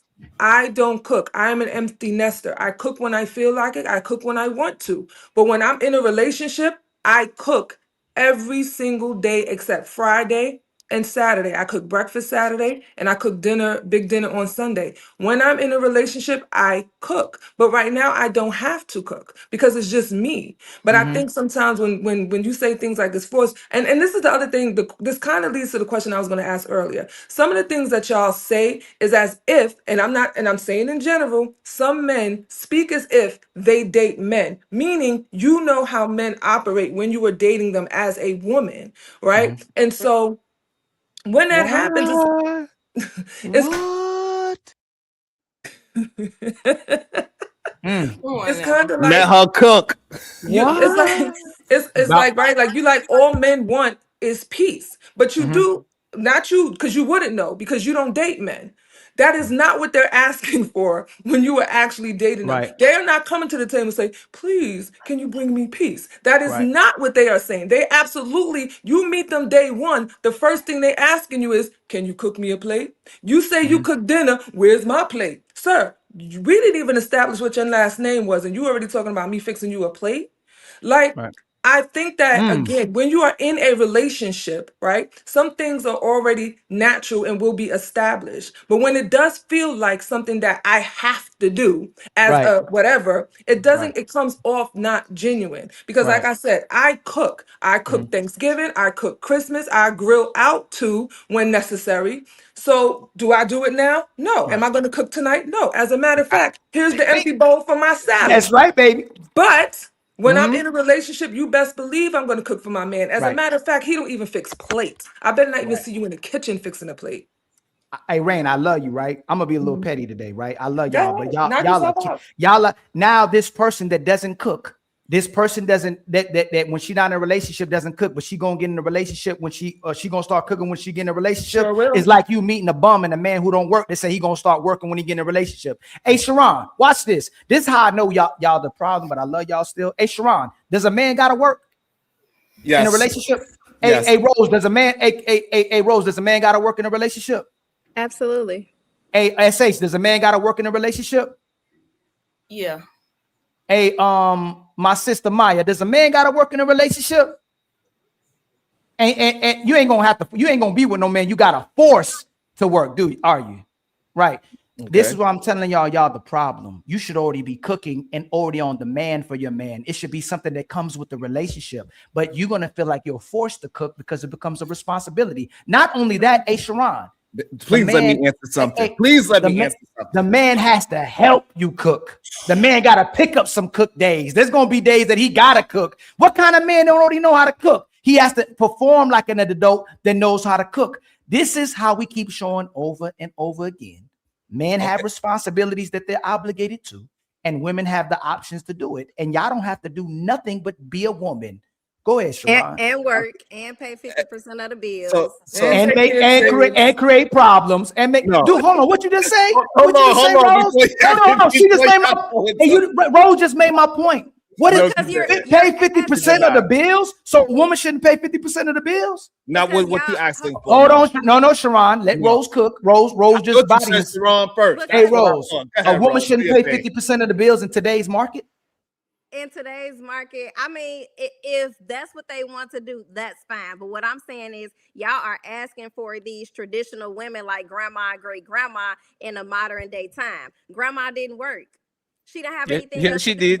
but to manage the house, cook and clean all day long and take care of the kids. Now these women, we're working just as hard as men. We're putting in just as many hours as men. And then when we come home, we're managing the house 100%. While the average man wants to come home and be like, oh, I had a long day. I want to play my game and be on the phone with the boys. No, it's things that need to be done. Grandpa didn't have to do those things because he worked. They knew their role. It's different nowadays. So y'all want to have those same demands as a traditional couple with modern day responsibilities. It don't work like that. Are y'all sisters? Sisters, y'all are mature. Are y'all? The average guy hold on, Rose, you landed. Are y'all listening to yourselves? Like, okay, since I gotta pay, I gotta help you cook. I gotta help with the kids. I gotta help with everything, right? Which that's fine. What does a woman have to do in a relationship? Or it's a deal breaker. What do you have to do? And y'all, you're gonna say something, but I already know what you're gonna say. But go ahead, SH. No, you don't know what I'm gonna say. What I'm gonna say is, watch. The healthiest version of a marriage, especially as it sits here today, is cooperation, no hierarchy, equal participation. My man just cooked, right? I didn't have to cook today, period, right? And he pays the bills and I also am going to work. I do my thing. He does his thing and we both participate and pick up and help in the house. We both are healthy. Nobody's forced and we choose love every single day. That is the healthiest form of marriage that can happen. But when you put hierarchy or put forced obligation or old traditional values that don't even work and didn't work back then when our grandmothers were in it, right? Who's being delusional? Me? Aldi, can I ask you a question? Aldi, can I ask you a question? But I'm going to get a chance to respond. Sharon, you go out right afterward. Aldi, no, go up there, Aldi. It's fine. Aldi, when the door or the window breaks in your home, who fix it? You or your woman? We gotta fix it. Here we go with that. One second, please. It ain't even an option. Ali, when you drive in the car, the Audi with the red seats and the tire blows, like who changes that shit? We gotta change it. Oh, we got when a burglar comes in and gets inside of your house, who goes there? One. We have to get that. Don't forget the gas. Do you guys take turns pumping the gas? This is what y'all are doing. Yeah, one second, please. I got you. In fact, before you go, they did not answer my question. In fact, he has to give context to it. I asked you what y'all responsibility is, or it's a deal breaker, and y'all keep running away from responsibility. 5 questions and you keep running No, away. I said what is no, I didn't. Fatty's added context. No, y'all said a man has to. You said 1 second. 1 second. The question is, since I already gave you certain things that men are stuck with it, they have to do it. Right? There's no conversation. There's no nothing. If the window is leaking and there's air coming in, I have to go fix it. I say, "Oh, baby, it was my turn last year, so you do it this time." Right? If you live in Chicago and it's snowing, I have the one to be the one shoveling the driveway. It's my job. It's not your job. I know it. And it's funny. I'm giving you examples that are actually day-to-day things to do. It's not it's not one thing in 1,000. It's every day in Chicago when it's snowing, motherfucker Fatty is snowing that shit to make sure the Santa gets home. So now that I gave these roles to men that are stuck in stone, what are the things that are stuck in stone for y'all? What are the things that y'all have to do regardless? Get Sharon to answer. I want Sharon to answer first. I want Sharon to answer first. I've been fuming. What is the woman? What is a woman supposed to do? That question, I want to answer all the questions that you asked me like 10 hours ago. First of all, that woman that you keep asking to be quiet and just cook and clean, what does that sound like? Does that sound like a partner or somebody that works for that person? That because works. If a maid comes in here and they start cooking and cleaning, I don't want you to talk to me. You my maid. Don't talk to me about the goddamn. Let me answer. Let me answer. Get your damn sweep up. Let me answer. Let me answer. Y'all are you alone. No. I gotta answer. I gotta answer. You and most of these sisters are living. Hold on. You and most of these sisters are living contradictions because y'all tell us, what do y'all do for your man? I'll submit to my man. I'll cooperate for my man. Whatever he asks. Okay, cook every day. I'm a slave. You're gonna force me to cook? Y'all. Now let me jump back in. So all right, for now the cooking thing. So now a woman that is a single woman. Address what I said. Address. No. 1 second, Ali. Let him go on the monologue, and I will force him to answer as last question. Go ahead. You didn't address it. So now address it. I'm adjust the cooking part. The cooking part, when a woman is meeting a man, she's cooking for herself. She could cook once every 3 days because she could cook a whole chicken. That chicken.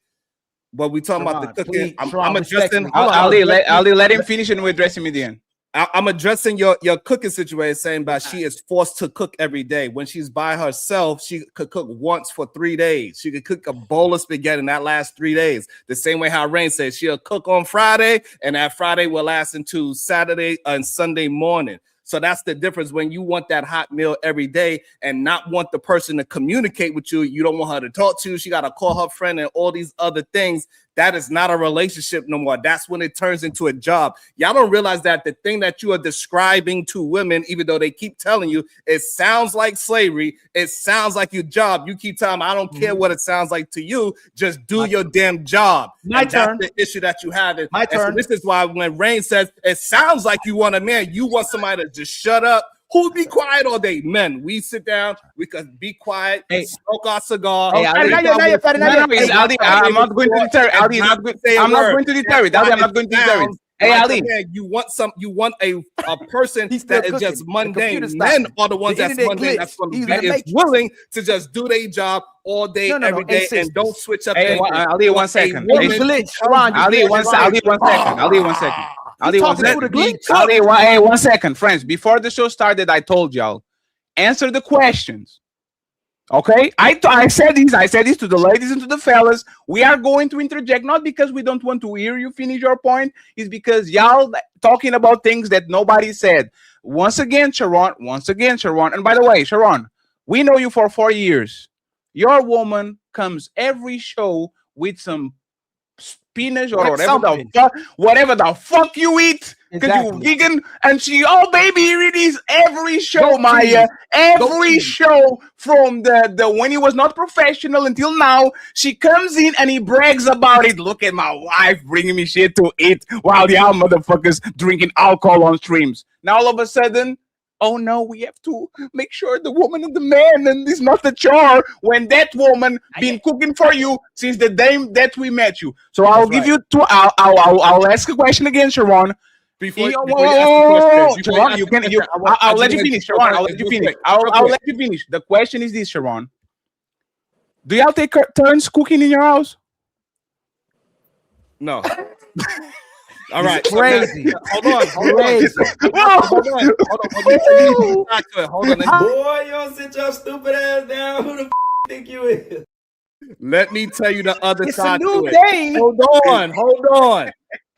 Here's the thing. She doesn't stop talking. She talks to me all day, every day. She tells me all her jokes. We go to sleep. She talks to me in her sleep. She just wake up. Hey, babe, you talk. Go to sleep. Say, oh my bad. She don't stop talking. So again, you cannot have that without this. You still gotta accept the woman that she is. She's hilarious. She's quirky sometimes. She forget things. When we walk outside, she ain't thinking about nothing else. She's free. She don't got the stress. No, not yet. My turn. No. Ali, I have to. Hey, Sharon. Sharon, finish your thought. Finish your thought. Ali, I have to. Finish your thought. Hold on. Let me finish it up. So also, I took that stress out of being in the workforce. She don't have to be out in the workforce. So I took that away as well. So let's not forget that part. Thank you. Sharon, tell me the last hilarious thing that your wife told you.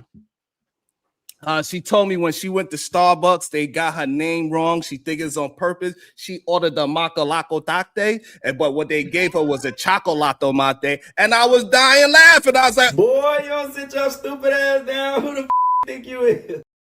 That ain't no hilarious. It was hilarious. This is the funny thing. Hold on, Fatty. But look, the ladies is laughing, right? So now they are laughing at how ridiculous it is. They are doing the face palm. That's not funny at all. So hold on. Sisters. Hey, Fatty, hold on. Hey, sisters. I'm asking sisters because I'm gonna use y'all kryptonite. It's logic, right? And I'm being petty. I told you I was gonna be petty. If I told you I take care of my woman and I give her security, she ain't got to worry about taking care of nothing. And then she bring me the light bill. I go, nah, I take care of everything but the light bill. Am I a liar? Yeah. Real quick, please. Yep. SH. Yeah, you a liar. If you go, I give my man submission. I give my man cooperation. There's nothing I wouldn't do for my man. And then your man says, okay, be quiet, cook, clean. And you go, I ain't no maid. Are you a liar? Yeah. Sisters? Yeah. That's a trick question. Because A who said trick? they was giving him submission? That's a trick question. No. He said that's a trick question. No. SH, if I say I'll do anything you want and anything you desire, I submit to you and I cooperate with you. And then you tell me whatever it is, paint my toenails at night. And I go, nah, I'll do everything but that. Am I a liar? Yeah, because you set up a contract that you agreed. I'd never signed That's right. that contract. So y'all need to stop saying I submit, I cooperate, I do whatever my man wants, and need to change to I only do what I want to do and make him think that I'll submit and cooperate with him, but I ain't doing nothing at all. He's gonna be doing the most. I'll just say that so he'll be dumb enough to think about that and get in a relationship with me. Because most of y'all don't cooperate with the man you say you submit to. Most of y'all don't do what he's asking. Most of y'all are inconsistent. And y'all are lying when you say you'll cooperate with the individual man or men in general, even if he asks you to be quiet or don't talk too much. Y'all not really submissive or cooperative. That's my point. And by the way, I want my lady to talk. But I want my lady to talk, and I want my woman to have some type of personality, and me and my lady be laughing and joking. But to Fatty point, most women ain't funny. Most women ain't got good jokes. Most women just be talking. It's a minority of women you come across that got personality, charisma, or can actually have a conversation. Y'all know that for yourselves as well too. That's why a lot of y'all got male friends, because a lot of all what women want to talk about is gossip and messy, and y'all know that. So Rose, you're going to take us home. I just want to make sure that y'all know these, right? You know that SH. Hey, compare. Have you ever snuck up on your man and he was dying laughing talking with the fellas, and you said, "Damn, he never laughs that way with when I'm talking to him. He does what your one did." That's hilarious. And he's. Have you ever noticed that your husband or your partner, if you sneak on him when he goes to basketball practice or he's playing PlayStation with the fellas, he shows parts of like the excitement, then it doesn't show to you. It kind of looks like artificial when he does to you. There's a reason for that. Yeah, but then when I listen, I find out that nothing y'all talking about is funny. Yeah, but that's the point, right? And think about it. No, and think about it, right? If I'm funny, I'm always trying to make you laugh because that's something that I do well. If I'm hilarious as a man, I will try to always make you laugh because probably that's how I got you. What do they say on the United States? What is the saying? The way to a man's heart is through his stomach. I had a great mom. Nothing more like you can see her eyes glowing when she makes food for us, and everybody's like, oh damn, this is awesome. Like there's nothing more exciting to her than seeing the results of her cooking something for us, because that's how she gets energized, right? It's like a man fixing something in the house and the woman very proud of him that he renovated the kitchen and all that. I find it tragic that if y'all are such good cooks, or if y'all cook so much, that y'all don't want to showcase your cooking skills to the person that means you the most. Because I guarantee you, if Ali is a great cook and I go to his city, me and Sharon, Ali will be very proud of cooking the most delicious dish that he knows, so we can feel say, oh damn, I remember when we went to his city and he cooked for us. Oh, that was a great meal. For whatever reason, ladies, y'all don't take pride on y'all cooking. Y'all say you have the golden pussy. Y'all say you make me tap out and I will go out in 3 minutes and all that. You brag about that before you brag about the motherfucking spaghetti that your grandmama asked you, told you. So again, if I am good at something, I will be very excited to do it. And I know it because every time we have karaoke night,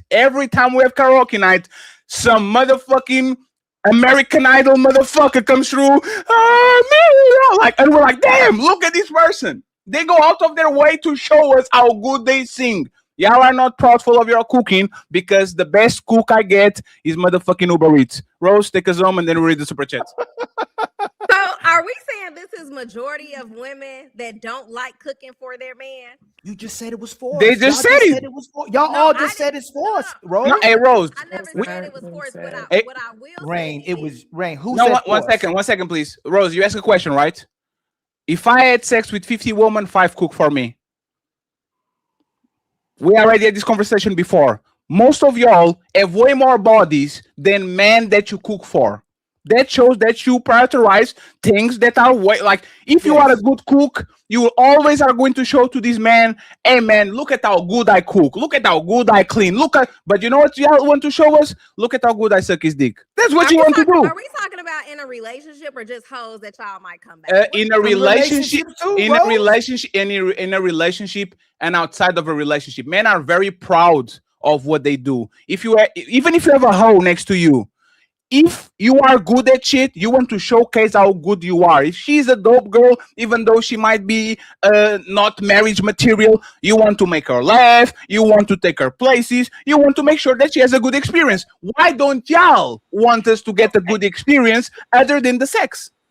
I feel like a man does have the good experience. Now, when Ali said, is a woman cooking in a relationship and a marriage? Absolutely. Now, the consistency level of it, that might look different because Ali brought up the example of the Chick-fil-A line wrapped around the corner, which I've seen it wrapped around the corner at least 6 nights out of a week, right?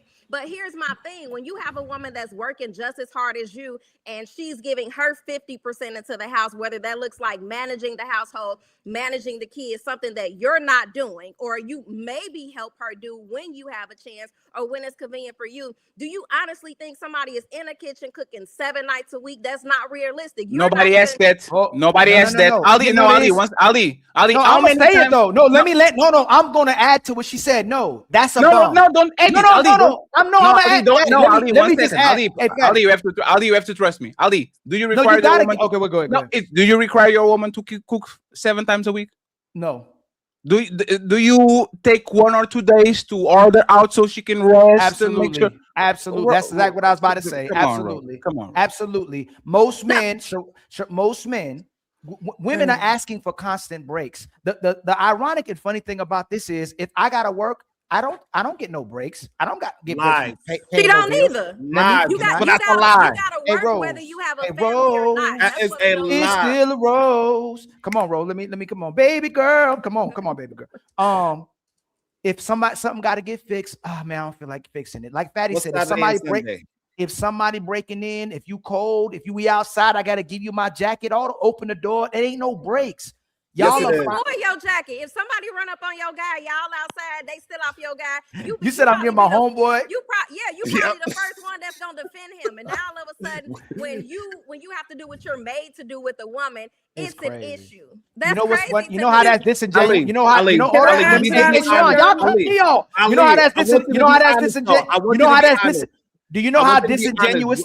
Most men will fight their best friend over their woman. Y'all know that is cap. Most men. Let me land. Most women will take their best friend back over their man, where a man will fight his best friend over his woman, especially if she says something. That's why y'all go to men. Y'all want someone to fight. Y'all don't go to women to be messy. Y'all go to the men to be messy, even when they're not with you. You can do it inside of a relationship. You can do it outside of a relationship. My point is, whatever we doing, ain't no breaks when we serving y'all or when we obligated to y'all. Y'all need breaks from sex. Y'all need breaks from cooks. Y'all got men watching porn because they don't get sex enough. Y'all want men to get a maid because y'all don't want to clean. Yeah, we got to eat out because you don't want to cook. If that's your soul, if you, like Fatty said, if you're prideful about it, and you know how bad the food is out here, how processed the foods are, how bad it is for us, you should pride yourself to make sure your man and your kids are eating good, because most of the food is bad. So I'm landing. We're not asking for. Hey, Rain, you gonna go right to. We're the first person that usually keeps asking for a break is a woman from her job, where men gotta be on their job or y'all bouncing. So 1 second, please. Rose has a chance to reply. Rain and Sharon, make notes so you don't forget what you want to say. You go next, and then we go to the super chats. Okay, Rose, Rain, Sharon.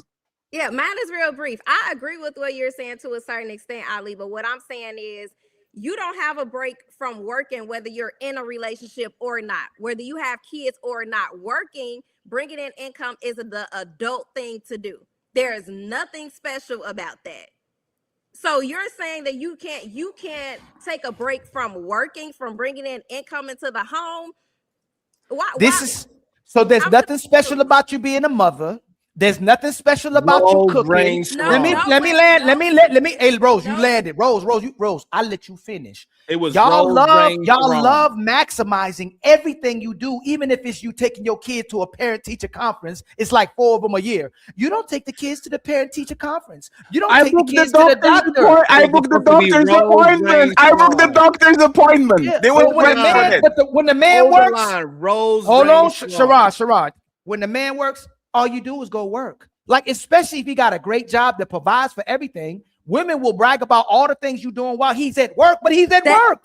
But that's different. If a guy's providing financially, but that's rare. Hey, Rose. He's at work. He's at work so you can be at home. He's at work so you can be with the kids. He's at work so you can cook. He's at work so you can be at peace at the house. Y'all will start minimizing his role to make sure you ain't got to work when you know you don't want to work. Most women get, you know how many women are making videos? That strong and independent life did not work. I wish I had a man. I wish I had a man. What percentage is that in today's world where a man is assuming 100% of the financial responsibilities? So 25%. So in the United States, 20 to 25% of women are stay-at-home moms. So he's a quarter, at least. No, Rose. So he's at least a quarter, and I guarantee you, if most women had the opportunity to retire at 40 to do whatever they want to do with their life, so the men can work more, they will definitely do it. Sharon is probably an example of that. If most women could, they would retire early to take care of the family while the man is being the breadwinner. And so we're hypothetically speaking, but we're dealing with what's going on in today's world. 20 to 25%. We shouldn't even be focused on that. My thing is, a guy cannot bear children. A woman can. So do you want children? Something else besides providing. No, do you want children? Do you want children, Rose? That a man can do that a woman can't do, and vice versa. Having a job is not. Both. I'll pass the microphone to Rain and to Sharon. I just want to short these real quick, Rose. Would you love to be a stay-at-home mom? No. Would you like to work? Absolutely. How much of the bills do you want to pay? I've never put a number on it, but Let's go with the ideal number. Like if you had to choose right now, this is the ideal number I would like to spend. You make $100,000. I make $200,000. I can pay everything, right? How much money do you want to keep? How much money do you want to pay? Daddy, Bills to pay the hey, bills? Rose, don't say Rose. You said before that man should be paying 100% of the bills. Don't say you don't say nope, that. You I say he never- should be paying 100% of the bills, Rose. Ali, no, if you're gonna quote me right, because you be loud and wrong. I said a man should be capable of paying 100%. Okay, so how much? So now that I'm capable, what is the percent? So no. So now that I'm capable, and you know I'm capable, you don't need to have to worry. I want to know two things. And Rain, please, and Sharon afterwards. How many hours do you want to work a day? And what is the percentage of bills that you want to pay? Ideal. This is the perfect world, Rose. How many hours do you want to work a day? And what is the percentage of bills that you want to pay? That face look like it's about to lie. Look, it's about to lie. It's about to Let lie. me Look put at it. that face. Let me put this on for you, Rose. Hours per day you want to work, and how much percentage of bills you want to pay? The ladies better check her too. Y'all know she about to cap. I would want to work 8 hours a day like I have been doing since I've been able to work. And if I had to put a number on it, maybe 30%. You don't get to ask those questions. She said she want to work like she work every day, but You 30%. want to work a full-time job to pay 30% of the bills? What was it? Just make sure. But Just make- here's my thing, right? And I said this on another show. The type of men I attract, for some reason, this was brought to me in a conversation. They want to pay 70%. So that's how I came up. No. We asking you. No, Rose. Come on, Rose. Rose. Let's not be chill. Let's not be childish, Rose. Just because my woman want to do shit, or just because my woman want to do something, you know, like when like my mama sometimes. Fatty. At least add to what she's telling us that most. No, I want to go back to the question. I know. No, I want to go back to the question. But at least address the fact that every man that she dealt with wanted to pay 70% of her bills. They were willing to do it. No, but that's not irrelevant. I want to know what her dream man does, not the men that come to her. It's like me saying most women that come to me are flat chested, and I want a big titty woman. Like just because they come to me is just the woman that I have available. So my dream woman is she's built like Meg the Stallion. Now that we got it out of the way, what is your dream position, Rose? How many hours per day and how much percentage do you want to pay? Please be honest. 8 hours and 30%.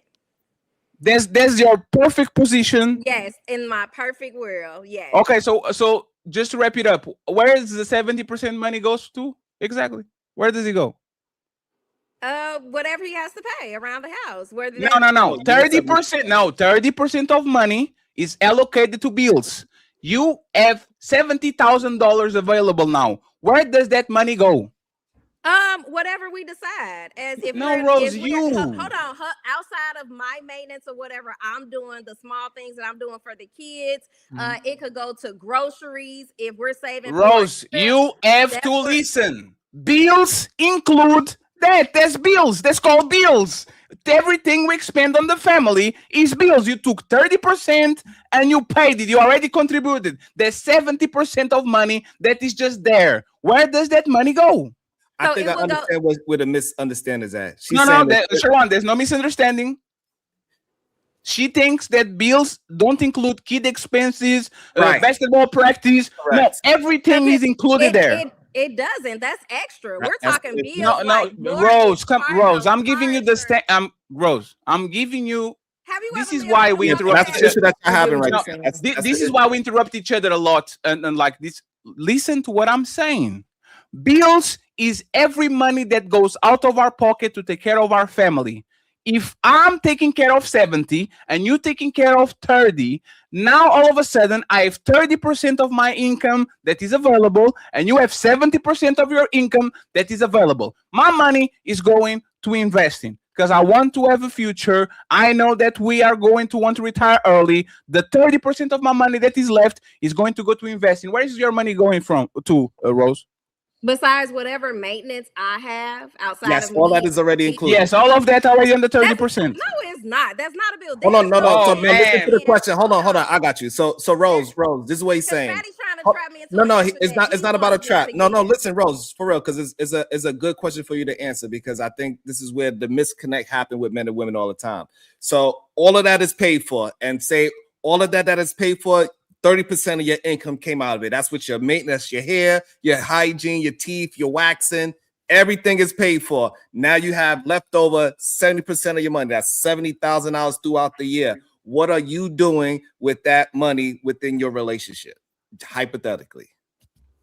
Whatever me and my husband decide is going to. Like it could go That's to. fine. If And he wants you. He wants you to pay the other. Okay, so he Either wants you to say- pay the half of the bills now. But no, because y'all trying to trap me and dictate a certain answer out of me because the average household, a guy is not paying 100% of maintenance for a woman. This is a dream world, Rose. This is a dream. This is a dream. Hey, Rose, Hey, Rose, one sec. Rose, one second. No, Rose. This is why I ask you this, right? This is why I ask you this. I want you to understand it so actually we can grow from this conversation because a lot of times people just say that we're just here to scream at each other and all that, right? Yeah. You have no idea why you want that money. And that's the point. And that's the point. You shouldn't be working 8 hours a day if 70% of those 8 hours are silly money. One thing is if Sharon asks his wife, hey, baby, can you put some hours in so we can get this type of goal? If you don't have no goals, if you don't know where that money comes from, if I already paying all the bills, if you can have a softer life, take care of my family, have more money, more time, you have more love, you are not as tired. If I'm facilitating all of these so you can pour back to me and you are choosing to work 8 hours for the external man that doesn't give a fuck about us just for you to have money laid around that you have no idea where you want to spend on it, you are doing that for a reason. And I have for the life of me. What's the reason, Fatty? First, because you're probably going to divorce me soon, so you want to make sure that you don't get hurt when we actually separate. And the second part, no, let me finish. You asked me a question. And the second part, we ain't gonna never get a chance to talk. And yeah, y'all will. I will say nothing before the super chats. The second part is more important. You don't trust me. Like you don't trust me at all. And this is most women. Most women are reproducing and married men that they don't trust. They have no idea if that man, when push comes to shove, is going to flip on them. So they literally are saying, let me go and do all these things that I don't have to, just to make sure if motherfucking Fatty flips on me and becomes a villain, I have something going on so I can go back on my horse and move along. You don't trust me, but for whatever reason, you let me nut inside of you, which is the most trustful thing that you can do in your life. Letting somebody have kids with you, sleeping on the same bed as me. Everything I'll do is involve trust. You trust me that I choke you, but I not choke you enough to make you pass out. You trust me to pull your hair. It's strong that to feel something, but it's not strong to rip your scalp. But for whatever reason, when it comes to marrying families and relationships, you don't trust me with nothing because you think I'm plotting on you. That's my answer. Please, Rain and Sharon, take us home. Nobody intervene, please. We have to read the super chats. And shout out once again to the sponsor of the show today, my boy Jabba, the Rainbow Boogeyman. $155. He's a sponsor of the show, and we met all the goals other than memberships on Ali's side. So please, if you can, go to Ali's side and give him some memberships. Rain and Sharon, I'm sorry for taking long, and this panel actually is being pretty dope. So before we go there, I want to appreciate the ladies and Sharon for being here.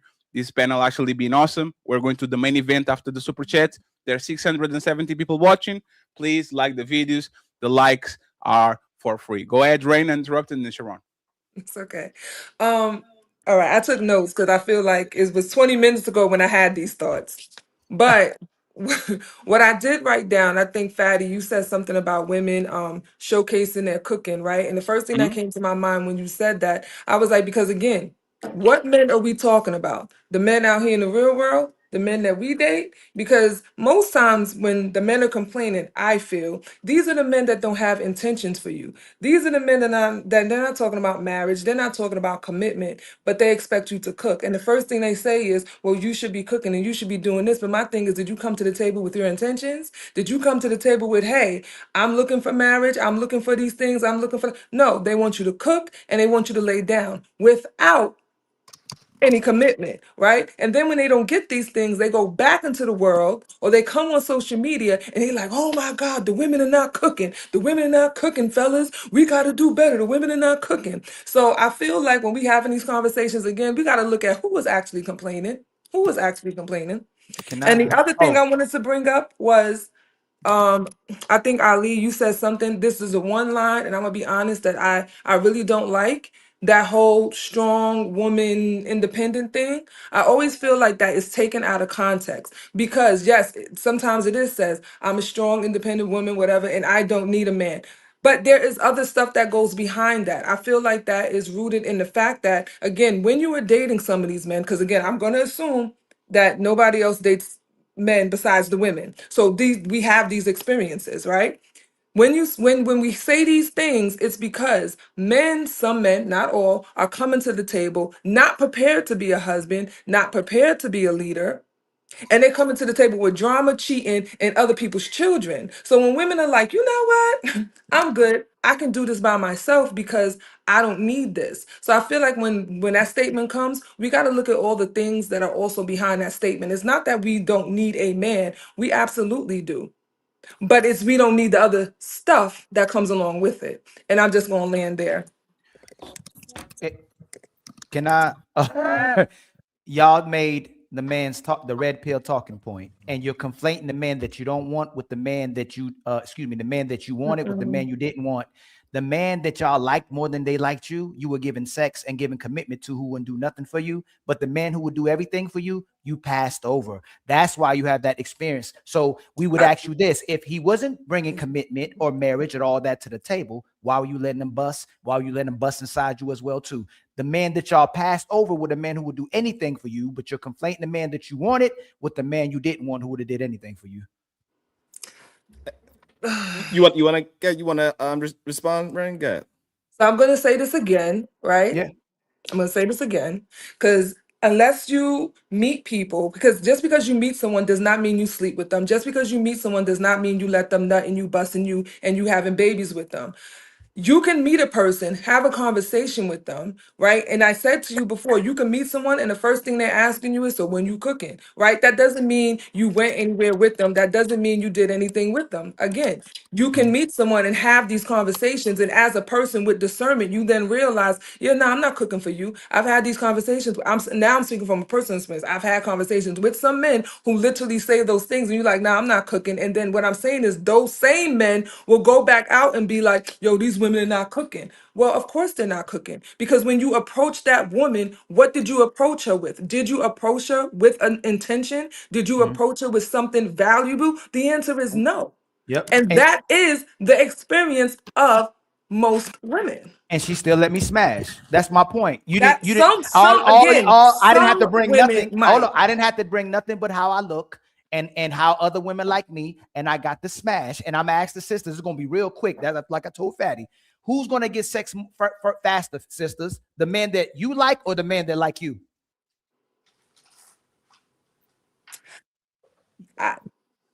Everybody, please. Who's gonna get sex? Who are you gonna have sex with first? The man that you like or the man that likes you? The average woman would give it to the man that they like. That's all. I don't have to go that long, but that's what y'all are giving the man that you like your body, while the man that you like will do anything for you, and you're not performing for them. And when you have to settle for the guy you don't like, you don't want to do nothing for him because you're not into him. So you set expectation and standard for him because you don't like him. But the guy that you liked, he got it for free.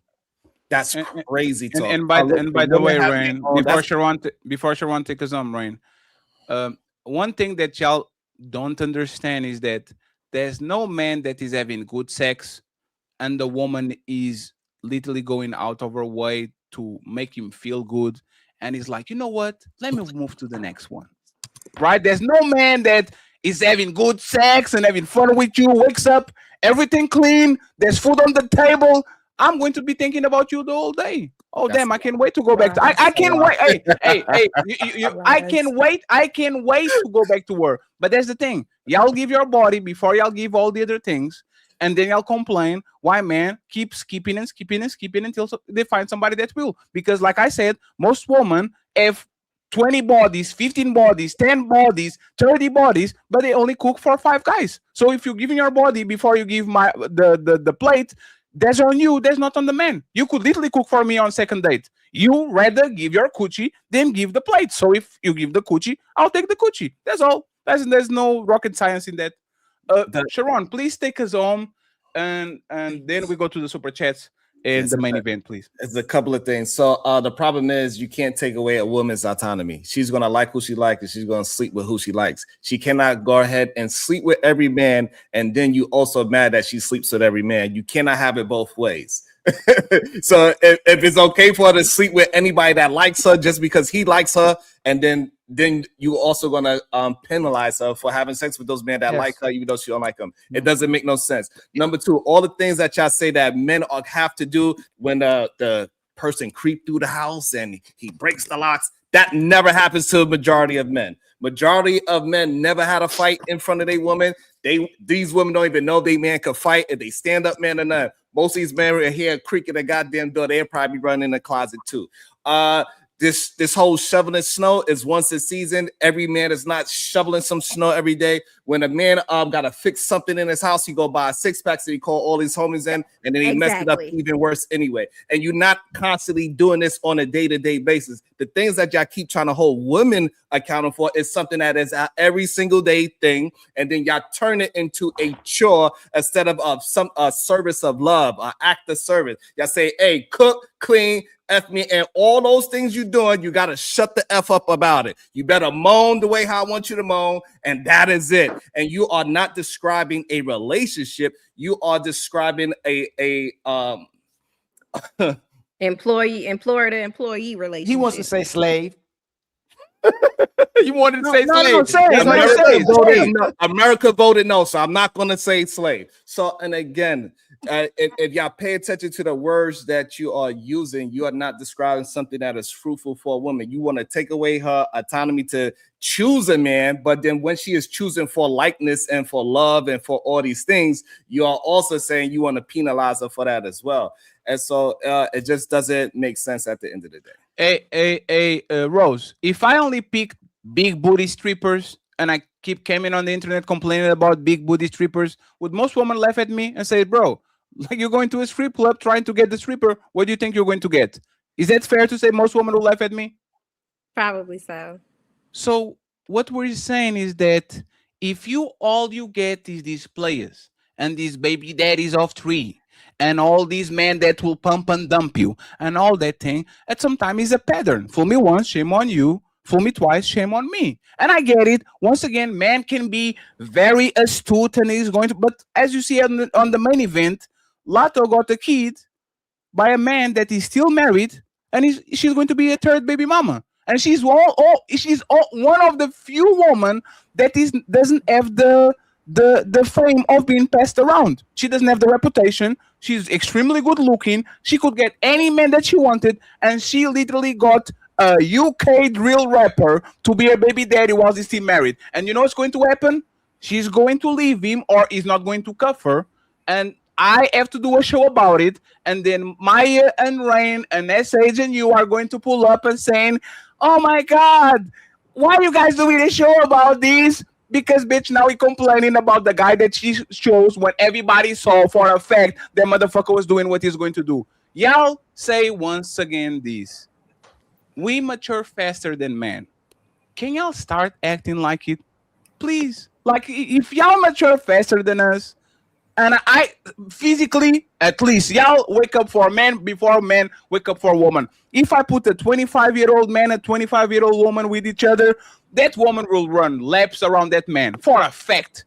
And I'm stopping at 25, but I believe that at 30, 35, 40, 45, 50, the average woman know way better to manipulate the average man than the average man knows how to manipulate the average woman. All of y'all women on this panel are decent looking. I guarantee you, if y'all wanted the friend zone of 10 of simps that will give you shit that you want, I guarantee you, y'all could do it just for YouTube and TikTok alone. I guarantee you, half of these men don't have rotations of 3. They will be very happy to get some sexual scrums from y'all. So y'all can tell me that you know all of this shit about men, because I know y'all do, and then says, "Oh, you tricked me! I can't believe." No, he didn't trick you. You want him. He wanted you. And all of a sudden, you have buyer's remorse. So, friends, we're going to the super chats. Buckle up, everyone. It's time for some super chats.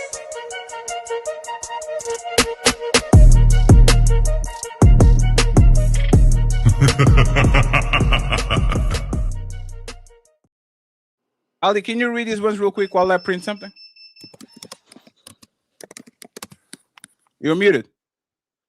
I said, yes, sir. Shout out to my brother, Jay Wills and Misty twice, and my brother Player One for the gifted. The untouchable empire, baby. And then shout out to my sister, the Real Prism, with the $10 super chat. What in the whole hell is going on? You Tubby and Pharaoh? I don't know what that means, but I don't know. Nino Nation gifted us with a membership as well, too. Much love to my brother. The untouchable empire, baby. And then I believe the sister, Elite Belzo, with the $10 super chat for the show. And then I think the brother Dallas, support for Sharon. Much love, yeah, support for Sharon. And then Shadow the Titan Wasp with the $5 super chat. Let's go SBG. Let's see the story. And then TM Panics with the $5 super chat. Shout out Fatty Ali, ladies, and the super panda bear Sharon. Sharon Pandas? I didn't know Sharon Pandas. Shout out to I ain't trying to go out like Big and Pac. Yo, that's crazy. With the 10 gift. The untouchable empire, yo, that's baby. Crazy. What kind of name is that, yo? 10 Panics with the 5 memberships. Much love to you. The untouchable empire, baby. And then I ain't trying to go out like Big and Tupac said with the $20 super chat. Shout out to the panel. I've been MIA, but I've been enjoying the replays in the background. Keep up the solid work, Fatty and Ilcon. Much love to you, my brother. That's Sponzaza. Shout out to Sponzaza. And I want to say this. This is the most unexpected super chat that I ever got. Oh, snap. We're going to save this for the last. Go ahead, Ali. You got it. Oh, man. My brother, I ain't trying to go out like Big and Pac again with the untouchable empire, baby. And then I got 385 in my purse with sunglasses and 100%. Much love to you. I believe that's a sister, right? Because it's in her purse. And man be having purse today too. The man purse like LeBron. But I ain't trying to go out like Pac. Gifted us with another membership. The untouchable empire, baby. And then I got $3.85 in my purse with the $3.85. Much love to you. And then Brownsville. No, that's Zagu. Oh, Zagu with a $2 super chat. Thanks for being a good person, bro. Appreciate you, sir. And then I ain't going out like Big and Pac with a $10 super chat. Sharon, virgin, 1 body, 5 bodies. 5 bodies with 2 children, 5 bodies with 3 children with 2 different men. Who's most and who's least valuable, or do they all have the same SMV? Same. Let me see. We asked Sharon that question. Sure. Virgin, 1 body, 5 bodies, 5 bodies with 2 children, 5 bodies with 3 children with different men. Who's the most? And who's the least valuable, or do they all have the same? Who's the most valuable? Who the least valuable? I already know what Sharon going. Go ahead, Sharon. Get your answer.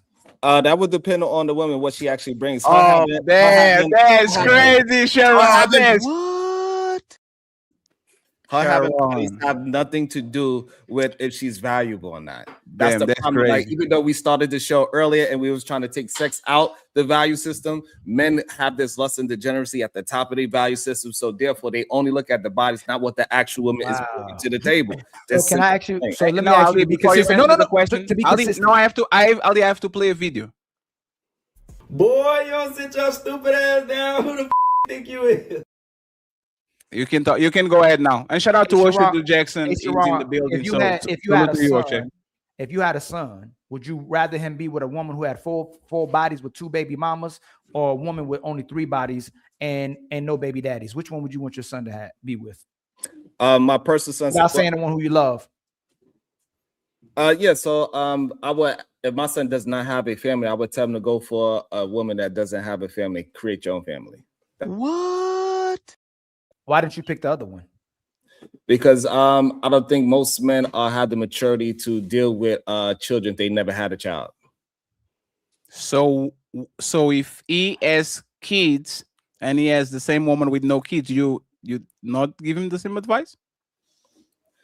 Yeah, that'd be a different scenario. Yes. So if my son had children and he's already a responsible individual, that relationship just didn't work for whatever the situation is. So what about her taking a woman without a child? As long as she's bringing value to him and they are serious about whatever they got going on. Just to make sure, because I know y'all don't like to compare women with cars, so I'll compare men with cars. Okay. If your daughter comes to you and says, I have this BMW with 5 previous owners, and I have the same BMW that comes from the stand for free. Like, this is the same price, it's just that there's no owners, comes from literally from the factory. You would tell your daughter to pick a one with 5 previous owners? So if that one with 5 previous owners was low mileage, right? That's same analogy, and it's a X5, but the brand new one is a goddamn 1 series, and it can't serve her no purpose. I say, do not get that 1 series because it don't serve any purpose. Sharon, why would you? Sharon is the same. It depends car. on the value. So Sharon, let me just now, Sharon, bring the analogy around. So it depends on the value of the human being. To try to make it seem like the body count is what makes the person valuable is nonsense. It doesn't matter how many people. If she has sex with 5 people or she has sex with 1 person, that doesn't change her actual value to that man. Is what I'm trying to get you to understand. Hey, last question, please. Hey, Sharon, ladies, Mia. I'm going to ask this to Mia because she's been quiet, right? Maya, sorry, Maya. Who is more valuable, you or the girl that's called the Lily Phillips that had sex with 1,000 men in one day? This is for relationships, okay? Who has more value? In terms of what a man wants and value, Yes, relationships. I would say me. Damn. What?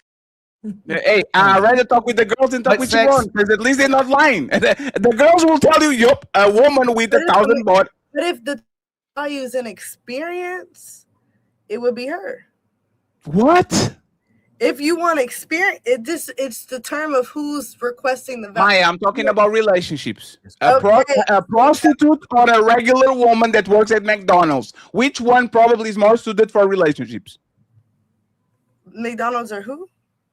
Or a prostitute or an OnlyFans model that is showing her asshole on the internet. The McDonald's worker. No, that was kind of difficult to come out. You're like, no, because it's like, again, most men say they want one thing, but behind closed doors, they don't want that. So that's what I was saying. I think most men say they want the McDonald's worker. What? Wait, you think most men would rather date the OnlyFans model or the prostitute? If they were being honest, yes, if they were being honest. Yes. And I say that because how are these women getting the amount of money that they're getting if these men don't secretly have some type of fascination with these women? So men say they want the pure, they want the low body count, they want the traditional woman, but yet these men are spending thousands and percentages of their bank accounts. It is because it's nothing more expensive than a wife. That's the first one. I'll spend more money. I will spend more money with my wife than I'll spend with any woman that I want to have sex with, because paying for one trip to Jamaica is not equal to the amount of money I'm going to pay with my wife. That's the first one. The second one is this, Maya. Women, just like men, have a dual mate strategy. They want to have fun with some people and they want to be serious with others. Just like the woman that goes to college that wants to have fun, and she's only looking for if the guy is tall, if he has wide shoulders, if he's funny, if he's charismatic. And then when they go to 30, now all of a sudden they want a respectful man that is honorable and reliable. We want the same thing. We will F the dog shit out of any woman that looks semi-decent, but that's no different than my sock. I can have fun with my sock, and nobody's going to tell me that I value my sock just because I nut on her. I value the socks that I use. I put on the cleaner and dryer, and I put back on the drawer. You know the sock that I value the most? The dry one.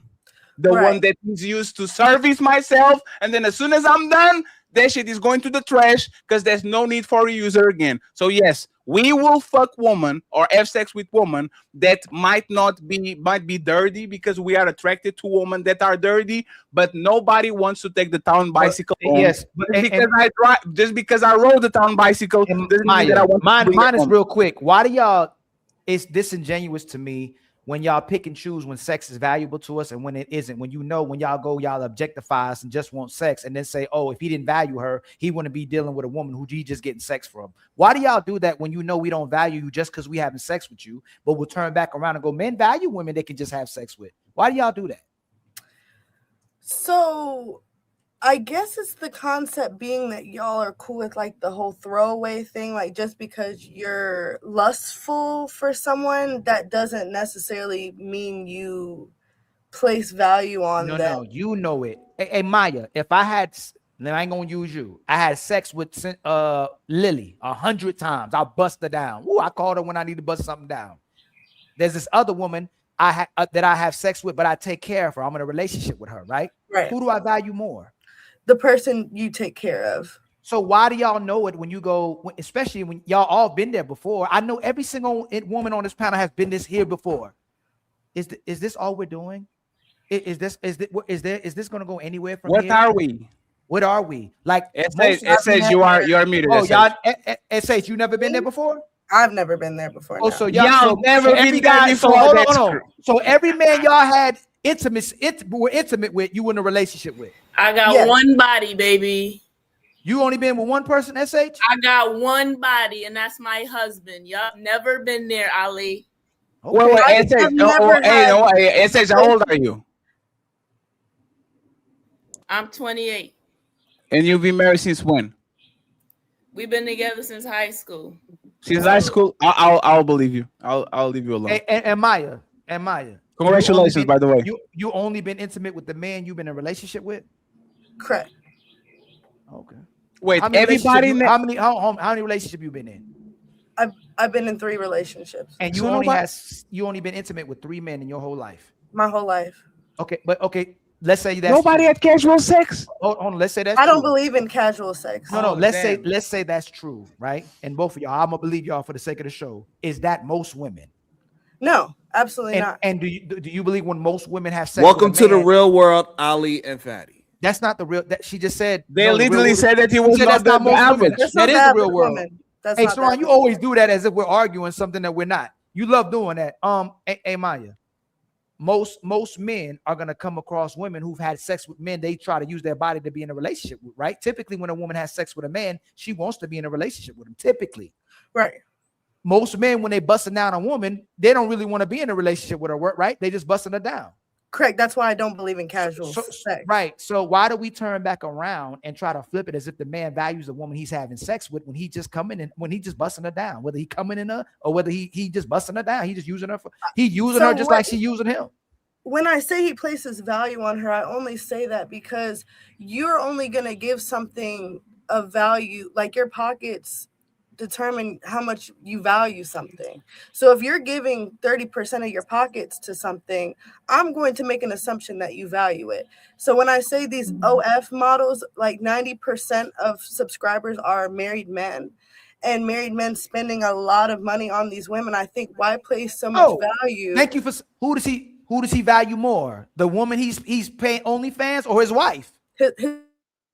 While we playing this game, Maya, all the money's going to his wife. He just spending money because he's probably not getting sex from his wife. He's not getting intimacy from his wife, and he'll try to at least get some type of access to a woman by looking at an OnlyFans, so he doesn't cheat on his wife. He rather look at OnlyFans with a woman he's not having sex with to pay. So you say, hold on. Let me finish, Sharon.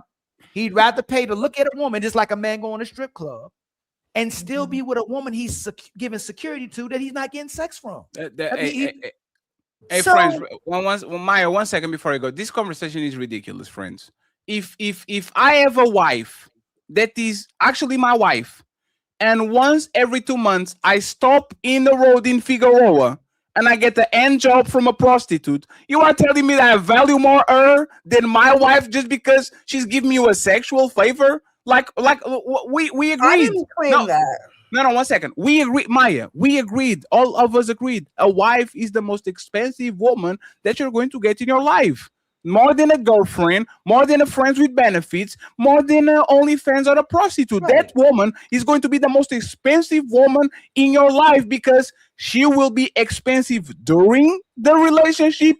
And if she breaks up the relationship, she's definitely going to be expensive when she leaves. At least a prostitute only is with you when you pay her. And when she leaves, she doesn't ask for nothing in return. She says, it's good doing business for you. I mean, when it comes to a wife, she will actually get the money up front and on the back. So doesn't that prove by our own standards that we love more our wives than we love these women that we just having fun with? I am not disagreeing with the fact that men value their wife more than the whoever's for the 5-minuters. Sure. I don't claim that to be a fact. I think that as women, and I'm speaking for myself, I try to fathom this. Like, why look elsewhere when you've told me I'm enough? Because we liars. One coochie is not enough. Just like we say, you're going to love me forever, and most of y'all are lying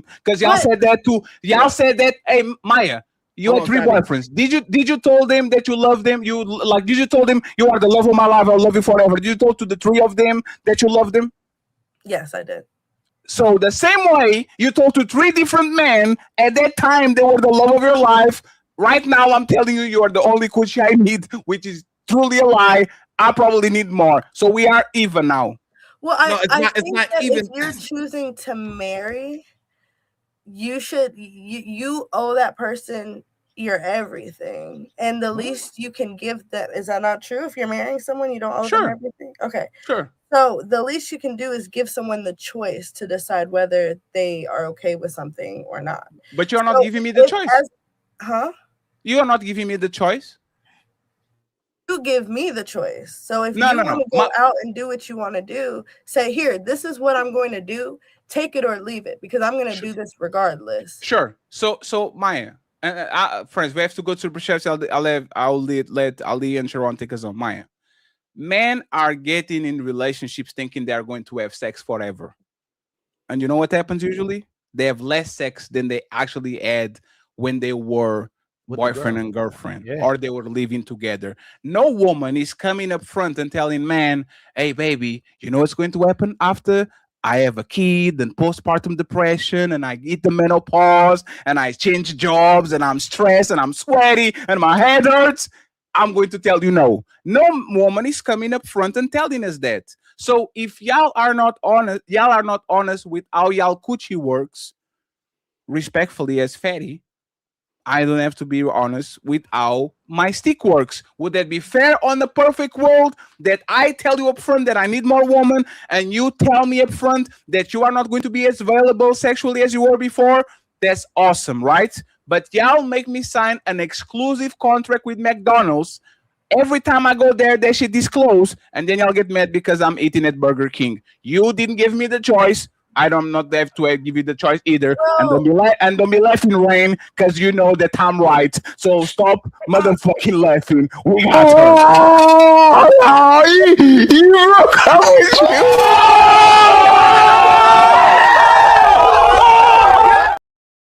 And once I again, wanted to say real quick. What it shows is that men. Once again, Sharon. 1 second, Maya. Finish your thought. Sharon and Ali. No questions, statements. We need to read the super chats. Go ahead, Maya. Okay. If you have basic knowledge on a woman, none of this would be a surprise. If you knew that we are the ones that are bearing children and giving birth, and a common side effect of that is postpartum, where's the confusion? Sure. Do you know, man? Do you know, man? Maya, do you know, man? I know a man, but I'm not a man. No, Maya. No, Ali, I have to do it. Just tell us. You are right. No, you are right, Maya. I have to know about women. And women are fickle. Women are emotional. Women bodies go through a bunch of things. So it's not the same woman I met on the first day that I met on the 7th day. Maya, do you know that most men crave multiple coochies on a general basis of weariness, talk, biology? Do you know, Ma? No, hey, look at me in the face. Don't look to the side. I know. Look at me in the face. Do you know that most men throughout their lives crave variety and multiple women? Yes or no? That is a fact.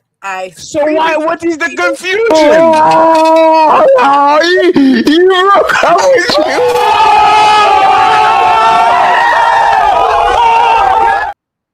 Listen. What is the confusion? Hey, Maya, right? Can you just address that? If you're unfaithful in the relationship and not giving me sex, isn't it a man's nature possibly to cheat on you if he already would have cheated on you? Yes, and so why are women complaining about men cheating if they're not consistent in the bedroom and unfaithful in the household? Like I said before, I think that fact of men is not something that women understand, and I don't think we can understand because of our possessive nature, our nature that yours, and you shouldn't be with anyone else. Now, if a requirement for you is how much you have sex, that should be addressed and laid out. Hey, I told you when we got here, this is what I require. And if I can't get what I require out of you, I'm going to look elsewhere for that. What I'm saying is a real man that really knows himself is going to lay out what he needs and what he desires out. And if you can't meet this, I'm looking elsewhere. What I'm saying is communication is key. I just don't want to be left in the dark. If you need to go elsewhere, tell me you need to go elsewhere. If you are having problems, say you're having problems. So if I can do anything in my power to fix it, I'm going to try to do that because I want to meet everything you're requesting. Now, if a woman doesn't want to meet what you're requesting, that's probably not the woman for you. Ali made the statement, and Sharon, take his own, please. No more back and forth. Go ahead. It just shows when we have these conversations, sisters will say if this woman doesn't submit or cooperate with you, you should leave her. They'll never give advice to the women to redirect themselves, correct themselves, be better women. And then when we leave them, they'll say y'all broke a home and all y'all wanted was just sex. When we wanted sex on top of everything else that was happening. I don't want to be with a woman where I'm not getting sex, consistency, or her taking care of me. You can't tell men not to entertain hoes and then you best friends with them. You can't tell men to leave women that don't cooperate with them and then they say they broke a house. Y'all are not being consistent with what y'all telling men. Y'all are saying you're gonna do what's in your best interest and men should do it too. But instead, when you do it, it's self-love and happiness. When we do it, we're toxic masculinity. Sharon, take us on, please. That's crazy. So and Ali, we need to go back to the super chats. Find where we stop, please. The issue is with this conversation is that what you are describing is that men value sex over their wife. And that's the issue that you keep missing. So if you enjoy your wife and you told your wife that, hey, this is going to be a me and you thing, y'all do y'all thing 2 or 3 times a week, however that works out for you and that lady. The issue is when we in real relationships, sex is the least thing that you have in a relationship. right? It's just something that happens naturally. You eat more, you laugh more, you talk more, you work more, you do everything else more than sex. Sex is something that just comes natural. And then when you just hold that on top of the relationship, that's when it becomes a chore. And then that's when it becomes a, I guess, for the people that's having this problem, this sexless marriage, because you're making sex a chore instead of something that y'all both in mutual combat, and you setting up a space for you to be romantic with your woman. Where y'all could, because it's not just about bam, bam, thank you, man, like how you do the prostitute. Hey, babe, just come here and give me a hand job. No, you gotta warm up the oven before you put the goddamn chicken in there. Do you have to do it? Do you have to do it, Sharon? This is You what see- I mean. You see how I did that without a question? No, do you have to do it, Sharon? No. Do I have to do what? Do you get quickies on the regular, or do you have to warm the oven? Like, does she's a microwave sometimes for you, or you have to work on it the whole day for you to get lucky? So I possess this thing that I look really handsome. Okay. And so like So? every time I walk past her, you know, that oven is already.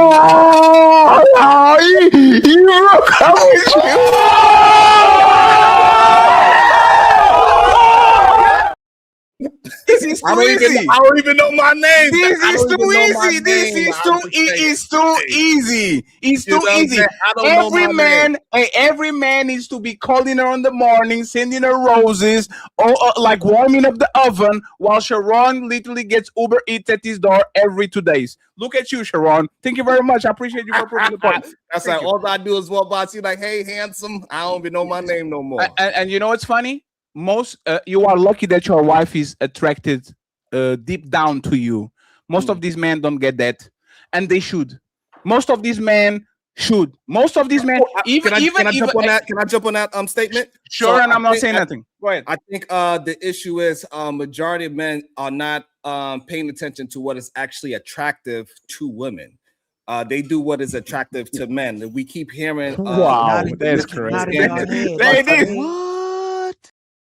If they paid attention to what is actually attractive to a woman, they will move in attractiveness to a woman. They will dress with attractiveness to a woman, especially their woman that they claim that they love, that they will die for, and all these things. But one thing they won't do, they won't keep their dick in their pants for, but they'll die for her. Get the man, boy, yo, sit your silly ass down. Who the hell you think you is? Right, that's actually for you, and it's not for your statement. It's actually for you. Boy, yo, sit your stupid ass down. Who the think you is? Just watch what y'all be nodding y'all chats, head. goddamn Watch it. what y'all. I'm gonna read the super chats, but watch when y'all keep nodding your head. Every time he says something, y'all are nodding y'all head. When he gets cooking, when he gets food when he wants, he gets sex when he wants. But he said the man out here complaining when he know most men are not getting that. But he'll make himself look good in front of the women, even though his wife is doing what most men want from their women. And you would say that's a good woman, but most women don't move like your woman, so they wouldn't be a good woman, would they, Sharon? So here's the problem, right? So if that is the truth, that majority of women, right, they are shaking their heads saying yes. Instead of these men saying, God damn, maybe he's on to something. Maybe I need to change my lovers of men mentality and let me become a lover of a woman. And then maybe they will have the fruitful relationship that they are looking for. They want to fight their woman and force their woman into like in their style of what they have in a mind, and they mind of what a woman is actually backwards. This is so Hey, easy. hey, hey, Sharon, hey, hold on, no. From the great Sharon Bracey, who goes against the Rim Brothers. Did Sharon say women should do what men want, or men supposed to do what women want, Sharon? We was talking about how men. No, is I'm moving. asking. I No, didn't I'm mention women asking at you all. because when you coach, Sharon, can you answer? Sharon, remember we started at the beginning of the show. We started at the beginning of the show, right? And you were talking about a man. We said we're gonna answer questions. Should women do what? Should your woman do what you want, or you should do what she wants? Who gets the final say in your household? The relationship. You can't do nothing to the woman without the relationship being hit first. The problem is majority of men think they could work around the relationship and just talk directly to the woman. Anything you do with a relationship, it's always in the middle before you speak to your woman. So when you want to talk to her, just also remember that relationship is going to get hit first before the woman. Right. So the man should to ask those questions. So the man Hey, should follow sir, the woman, right? you didn't answer the He didn't question. answer Who has the man who has should the final follow the say? woman, right? So no, that's final. No, before you, no. So So hey, I didn't answer sisters, the no, question. Sharon, you didn't. Sharon, you didn't. Actually, I did it twice too. A Rain, SH, and Maya. Do you want a man that listens to you, or do you want a man you listen to? We listen without to both. each other. I want See, a man. no, none of that neutral. No. So see, this is what I'm saying. That be disingenuous, y'all. Y'all say y'all want leaders. Let me land. Y'all say y'all want leaders. If you don't mind, real quick. You say you want leaders. You say you want a dominant man. You want assertive men, and then y'all keep talking about this equal thing. Do you want men that y'all are following, or do you want a man that follows you? I want to follow a man. And so can I get back to the problem is that no, answer the question before you talk about the problem. They answered it. You did. Where's the final say in your household, Sharon? The relationship is more important than each other. That's what we know. We have to listen to each other. Where's the final say? Now, when you cater to the relationship, you're not going to do anything to harm that relationship. We know.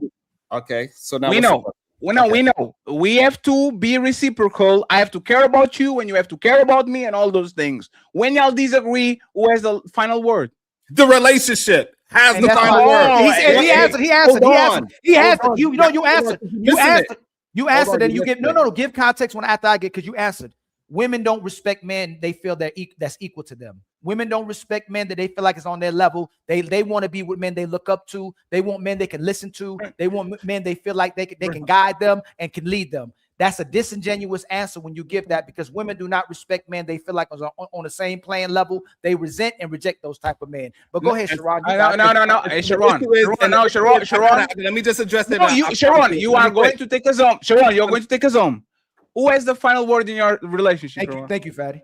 Thank you. So now it depends on the situation. Some situations it doesn't need my I have to put a stamp down on it because I have a person that I trust as well as a human being. Sure. She is going to be a leader as well. Everything that we have a communication about is not going to be on the equal playing field. Everything has its hierarchy. She has her things that she got to control because she's 100% a leader as well. I have things that I got to control that is 100%. That's not what we asked you.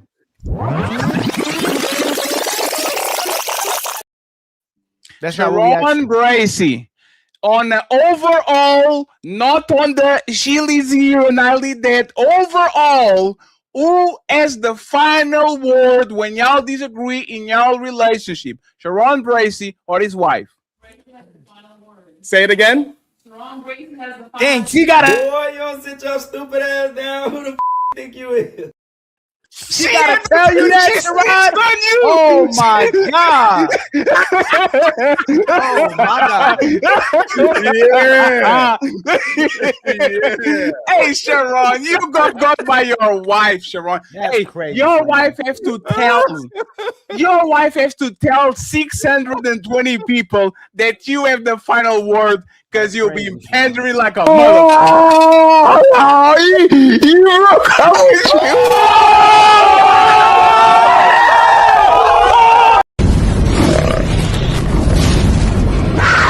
It's time for some super chats.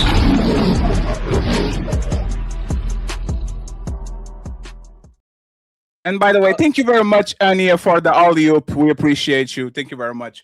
Shout out to the 618 people in the building. Shout out to the phenomenal panelists. This show is an amazing show. You never know what you can get from these shows, man. I truly appreciate all the ladies that's on the show, and I appreciate my brother for being on the show as well too, even though he be caping sometimes. But I ain't gonna say nothing about that. Please. What'd you say, Miss Maya? I should have never started reading the comments. Oh, hey, Merry Christmas. Merry Christmas. Shout out to my brother. And make sure y'all like and subscribe and share. Make sure you go follow Rain on TikTok. Make sure you go follow SH on TikTok. Make sure you follow Maya on TikTok. And make sure you go follow my brother Sharon Bracey. Don't follow Sharon, please. Don't do it. And make sure y'all go follow Ali. And don't forget Ali's goals either, y'all. Don't forget there's 2 untouchables. Shout out to my brother Carl Anderson with the 5 gifted untouchable empire, baby. And then the formidable AJ with the $10 super chat. Beautiful, beautiful ladies. Much love to you, my brother. Which button? Is there a woman button I can make like a woman noise? A woman button? Yeah, a woman button, something like that. Like a Gully Blanche with the $5 super chat. Sharon is the super sim. And then SQ with the $2 super chat. Rose, you still need me to cash app you? Oh shit. And then tells you with the $2 super chat, Rose, when you cash apping me. Hit the cash app, ladies. Luo, the duo, has become a member. The untouchable empire, baby. And then SQ with the $2 super chat. Are these good sisters single? I know Rose taken. I think there's 2 wives on the panel. I don't know what's going on. And they only slept SH married. What about Rain and Maya? Rain said, hit the cash app. Hit the cash. And Maya said she said, hit that cash app. I need to change some tires. And Maya said she's open for a proposal. So make sure that you hit her. My brother Matreon been a member for 11 months. When he's emotionally available, he is now sassy. Oh Lord. And then my brother Sucker Free with the $2 cash super chat. Staying sucker free is the campaign. Much love to you, my brother, with the $2 super chat. And then Matron Roberts with the $10 super chat. They want to make mistakes with no judgment while judging all man's mistakes. Ooh, boy, that's a good one. Oh, that's a good one. And then Yogi Fish with the $2 super chat. Some men can't adapt to the evolution of women. Women evolving? Damn. Oh, I think we won't evolve in this. We're gonna do everything for ourselves and we expect you to do everything for us as well, too. I love the evolution. Men need to think like that too. Mark Chapman with a $2 super chat. Men are obligated, women are flexible. Matron Roberts with a $20 super chat, but you don't need to know the last name to get that booty or her favorite color.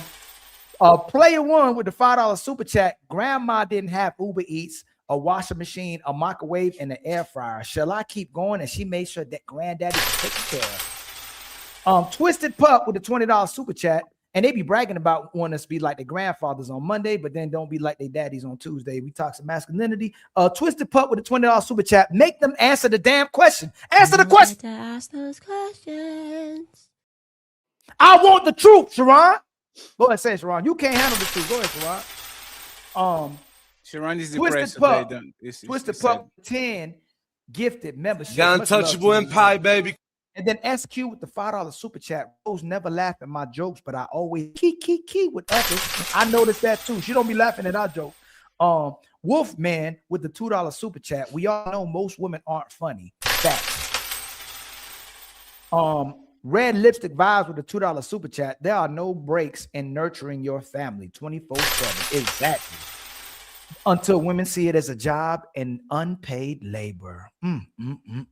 Wolfman with the $5 super chat. You got to pay you to be a mother and a wife. $5 with the $5 super chat. Modern women are lazy and work easier jobs than men and still complaining. And most men help their women anywhere they're making up bullish stories. We know that, brother. Most of the brothers I know out here cooking. And sister just got a meal from somebody and she on the panel. That man gave us some oxtails. Was that oxtails? Probably. Oh, turkey wings. He hooked up with brown stew. He probably cook every night. With the $50 cash app. Salute, fam. Blessing the brothers. Much love to you, my brother. Always coming through, my brother. From the untouchable empire, baby. And then my brother Wolfman with a $2 super chat. Women always want to compare their working to ours. Yes, they will maximize what they do and minimize everything you do, even if you're taking care of the whole household. The AP accountability with the $5 super chat, capable of paying 100%. Are you able to comply 100% with what that man says? Most women can't. You can't. You call it control. Yes. When she wants to change for you and cooperate with you, she'll say she changed. But as soon as she don't like you anymore and sees you better than herself, she'll say you controlling her. The AP account. My brother Mont with the $5 super chat. It's not up to her what she doing with the rest of that money. Yes, if she really loved you like granddad used to do when he had that one check and gave it to grandma, she give a check to her man. But you got to have that plan B strategy, ain't that restaurant? Wolfman with a $2 super chat. They say 70% of women got a plan B when they married. Based on data, Sharon, but you probably believe that's fake, right? Wolfman with a $2 super chat. Should mean we are saying 70% a year in savings. Wolfman with a $2 super chat, looking to protect themselves financially selfish. My brother Slimmy with the $10 super chat. Much love to you, brother. Salute to you. Striking it rich with the $2 super chat. Ali, Rose dodging questions like Neo. Play the clip. I got it on mine. Fatty don't got it here. I should put it on here though. The AP accountability with the $5 super chat. Nah, Rain. Them draws stay on the ankles. Ali is right on point. Y'all generalize the Build-A-Bear man to all men. Pull pickers of men. And then Mont again with the $5 super chat. Sharon, when someone pays for private security, how often does security end up in a shootout? Does that mean security useless? Ooh-wee. That's actually a great analogy. It's not a great analogy. Security is not for shootouts. But there's the point. Security is there. There's the point. Just like the man is there to prevent shit from happen, not to be reactive. Is to be proactive. Yes. So now, when that pastor want to touch our little boy, right? Oh, does he hesitate at home? Oh shit! I better not fuck with him because Sharon is going to fuck him up. Men are there for proaction, not for reaction. Yes. And that's why a lot of times these kids get into trouble is because not because the dad wasn't there to correct it, was because the dad wasn't there to prevent it. Go ahead. Yeah, but most of these men never even had a fight a day in their life. They ain't no protection. Here we go. Move the goalpost. Good Time job. to move the goalpost. By the way, ladies. Time to move the goalpost. Just 1, like 2, y'all 3. know, the data. Well, time to move the goalpost again. On 3, fellas. 1, 2, 3. Push. By the way, that's not a goalpost. Data and research also shows when people want to commit crimes against a household, women or children, they look for if a man is available. Sharon, that's data and research as well too. If a man's not available, they typically go after that house. Most criminals do. Black with the $2 super chat. Any man shirt that's white and tight. Batty. Damn. I think they're talking about Sharon. Robin M with the $5 super chat. I can't believe that ain't the real one. I'm saying this. That ain't the real one. But great show, Fatty. And I'm untouchable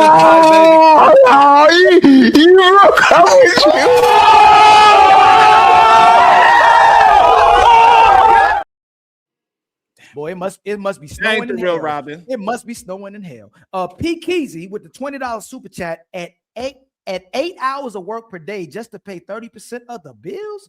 A woman can avoid housework, cooking, hold her income for herself, and keep a man unfairly picking up the slack. Golly, I hope your sons never run into one of them, and then she ain't gonna have sex with you either. But she was having sex with other men for free consistently. Ooh, and it rhymed. Okay, Luke Jackson. Peace, my brothers. He says with 1,000 shillings. Like yes, I don't know. Is it slings? I don't know what I that don't is. know. Hey, no, Shay, leave Anton alone, man. Come on, bro. Nico with the $2 super chat. What's good, all? What's good, my brother or sister? I think it's brother. Nico with the $5 super chat. A lot of these women could be driving her kids their dad by hooking up with a new guy and him playing stepdad. Yes. Women will promote stepdaddies, but will tell you to go back to your baby mama. Tell G with the $5 super chat. Sharon, bodies matter for women. Another man's DNA is inserted in that woman. Too many different partners also decreases her ability to pair bond. Ooh. The accountability, the accountability partner with I'm not gonna say nothing about that. The AP accountability partner with $20 super chat. Most men want one thing, is a trope said by women, not men. Also, once a woman is sorted, then she may only be used for one thing. My brother striking it rich with the $5 super chat. Women really do stay on cold. Shout out to Maya. Hearing these women talk is the reason why single mothers create such low quality sons and communities. Ooh, we marvelous with a $10. Sorry. Damn, that's crazy. It's the man's world. Okay, never mind. But it wouldn't be nothing. Marvelous with a $10 super chat. Do men protect their daughters from making careless mistakes? These women have fathers. Who are these men? The children are a reflection of the parents' karma. My brother, I ain't trying to go out like Big and Pop with the $5 Gifted. Got untouchable empire, baby. You keep saying? Spoon Zaza. Hey, much love, Spoon Zaza. Tell G with Hey, the $5 shout out to super the chat. beautiful ladies. Oh my goodness, yeah. You know what I'm saying? Oh, you see? Oh, no. Show that shit again. No. This is what. No. Show what your wife brought you during this conversation. No, show it. Show it. Do you see? Hey, ladies, is this woman a slave for bringing her husband some nice cooked meal during the show? See, he says, "Oh, y'all be telling this woman to do this." There's not one show that he doesn't have this shit. And then he says, "Y'all asking for too much, fellas." Hey, man. Hey, Sharon, this is boy. You don't sit your stupid ass down. Who the think you is? And the sister's gonna crazy. go, well, if she liked you and respected you, she would have did that for you. If she likes you enough. Literally. But we wouldn't say that to you if the man ain't taking care of his responsibilities. Listen, all I'm and his trying to get commitment to you and your kids. We'd say, "Hey, bum, hey, brokey, hey, deadbeat, you need to go take care of your woman and your kids." But we don't get that from our ladies. They'll make it And about listen, the brothers all picking I the be trying to let the picking men- the wrong woman instead of we telling the sisters to do better. Go Hey, ahead, look, Sharon. all I understand is that I'm trying to explain to these men how they could go ahead and get them a solid woman, and then they try to disagree with me. They call me all types of names, but yet I'm not wanted for any kind of sex. I'm not wanted for any kind of. I get about like 5 meals a day. So Everything is home. this is where we different, ladies. We make sure we understand that y'all have Yeah, autonomy when I over talk your my body. talk, We look, see? You don't want men to you don't want Hey, no. Hey, Sharon, it's actually let's do reverse. We are actually we are envious of you. Why don't you tell a woman to do the same thing your woman does? 5 meals a day. Why are you not on your show every day saying, "Ladies, this is what you should do. 5 meals a day. I don't touch no dishes. You take care of." Like, why aren't you selling that? Right. So this is the issue that they missed. I'm trying to get them to understand how you get your woman to be comfortable enough to do all the things that you are needing from her.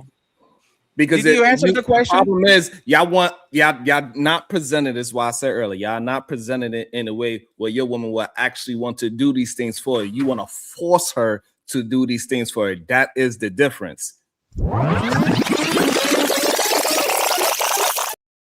You take the stress out of her life, she be willing to do more things for you in your life. Sharon Bracy, I will ask you this. You do one show every day. Have you ever told your female subscribers to cook for their man 5 times a day like your wife does? Do I ever do that? No. Call it what you want. What is LeBron looking for? Oh, Get him out of here, man. Just get him out of it. Like get him out of the venue, man. And the reason why though, but the reason why is because they would take advantage of it. They would not actually put in the work to actually do what is needed to be done so that woman can actually take care of the house and the home. And y'all, you see, a woman shouldn't have to put any work in for me to be a good man and want to take care of her and do right by her. This, y'all, right, but he has to be. I was still talking. I was still talking. We'll brag about real quick. We'll brag about the women. We'll brag about women being loving and nurturing, right? We'll brag about women having the highest education rate and the most educated. Why we can't flex and brag about how good our women are to our men? That's our problem. We keep wanting to make about the man picking wrong. He ain't vetting right. She don't love you and respect you, instead of addressing the fact, well, yo, if you don't love and respect this man, why he inside you? Why you spending time and energy on him? Why you in a committed relationship with him? You're using this man. Obviously, you see there's value, but you're using him. So just like if I was with a good woman who I wasn't doing right by, I wasn't paying no bills, I wasn't taking care of her or my children, I'm a dusty brokey who's not a good man. I'm not a fit man. I'm not a productive man. I'm not a righteous man. I'm not no type of man at that moment. We got to start addressing women the same way. If we can call men trash when they trash, we got to start addressing those women as such as well too, Sharon. We can't keep putting it back on a man because the women ain't performing. Let me get back to the cat. Yeah, and then we get the cash apps, and we go to the main event. We have 6 questions. We're going to get 3, and then we're out of here. Yes. My brother, again, I ain't trying to go out like Big and Pop with the 5. Got untouchable empire, baby. And then my brother tells you with the $5 super chat, I know an excellent tag team debate, Ali and Fatty versus Jonathan and Sharon. I already crushed Sharon. I'm actually going to start to re-upload my debates. Like the Sharon debate was the first and was the easiest debate I ever got. Oh no, I'll take that back. The easiest debate was Tez exclusives, the GOAT debater. I'll be re-uploading that soon too. SQ with the $2 super chat. Panda Bear Bracy. I like Sharon Bracy better than that. Corinne Mackey with the $2 super chat. Much love to you. My brother Marine Mustang with the $5 super chat. What's a player to do when his flavor is new? Rain, Maya, and SH, all three. Damn.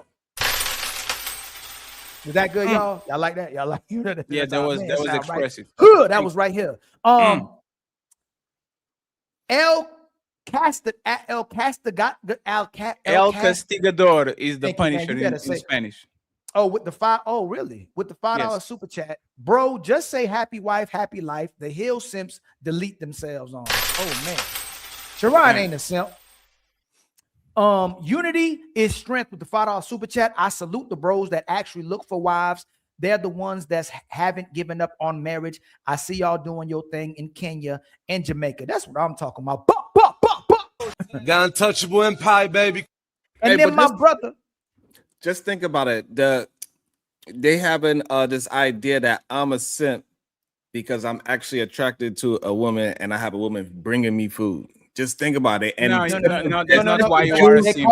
They call it used in a negative way, right? So it's not like it's there's a positive. There's not. Derek Jackson had a wife and he was a simp. Simp is a no. Sharon, one second. Nothing like a Derek Jackson. Don't compare me to him. Let me take that back. Let me take that back. You are not a simp. No, you are not a simp because on your relationship you actually get something in return. You are a panderer. That's different. So on your relationship, you don't simp for your woman, but you preach every day that men should simp for theirs. And then, like once again, rules for thee, but not for me. Every day you tell what men should do, but you never stop to say, my wife is ABC. This is what y'all should do to get the man that you want. Instead of saying to the man, this is what you do to get the woman that you want. Yes. On Mondays, Wednesdays, and Fridays, you should have days to say, hey, ladies, if you want a man like me, if you want to get a, you need to cook 5 times a day. You need to do this, you need to do that, and you need to do that. And by the way, friends, once again, shout out to Sharon Bracy. There's a reason why he has 3 baby mamas. 2 of them got bamboozled. The final one, he got married. So go listen to 21 Sharon. Okay, go listen to 21 Sharon. Go listen to him and be. Hey, I hope you be lucky that you actually the final boss. You are not the first and the second one because you are going to get got. Yes. You have the chance. I disagree with Fatty. I think I completely disagree with him. And since I disagree with him, Sharon, can you tell us what women should do better for their men? That will be according to that man. Oh man. And the real another Ali checkmated you again. The real issue is that majority of men are not willing to just lead their own life and explain to the woman that they want how they want their lives to live. Majority of men, they are going to relationships, they hang out for a little bit, and they say, "Oh, we went on 5 dates. I guess we together." And then they have sex. I guess we're gonna move in. They move together. Ali, 1 second. Ali, you know, a lot of men are just moving through their life. They are not leading anything in their life. And they act as if I'm supposed to speak for them. No, I'm not going to speak for a weak ass man that is not putting in any kind of work to be the proper man. Hey, 1 second, Sharon. Ali, 1 second, because we have to go. Ali, you already checkmated him. Notice how he gave. When we ask him, can you give advice to women to how to get? She said it depends on what the man wants, and then he turns around and he gives blanket random advice to all men. This is why you are a panderer. Because when it comes to a woman wanting a man, you says it depends on what the man wants. But as soon as we ask, what does the man has to do? You can give blanket advice, go get a job, chase your purpose, become responsible, become honest. But you couldn't do that shit with a woman because once again, you are not here to tell woman how to get a man. You are here to tell woman how to exploit men. And the main reason why I cannot tell that to a woman because I ain't never date a man. Liar. Prove it. Prove it. You go find the man that I dated. You go prove it. No, prove it that you never dated. You go find him. What? You go find him. I don't know where Ali starts and ended. Hey, Nick, thank you very much, so much for the 10 membership. We have Patty Sama with 5 untouchable memberships. Untouchable Empire, baby. Thank you very much, Patty. We appreciate you. AJ Ocho. He says, salute to my brother Ali. Keep the good work. Thank you so much. I appreciate Untouchable Empire, baby. With my boy TM Panties with a 5. Untouchable Empire, baby. Untouchable memberships. Thank you very much. Agree to Disagree podcast with 5 untouchable memberships. Thank you very much for taking care of my brother Ali. And we are about to go back to the main event. Welcome, Dale, into the show. Nico says, Uno reverse. Women think they satisfy us, men, in the bed. When they don't, we men just go find Becky or just pay Rashida light bill real quick. LOL. Nico comes back and says, ask Rain some questions. My lady just brought me some food too. Oh, damn. She was watching the show. Shout out to Wally lady. Let's go. You ain't only once, Saran.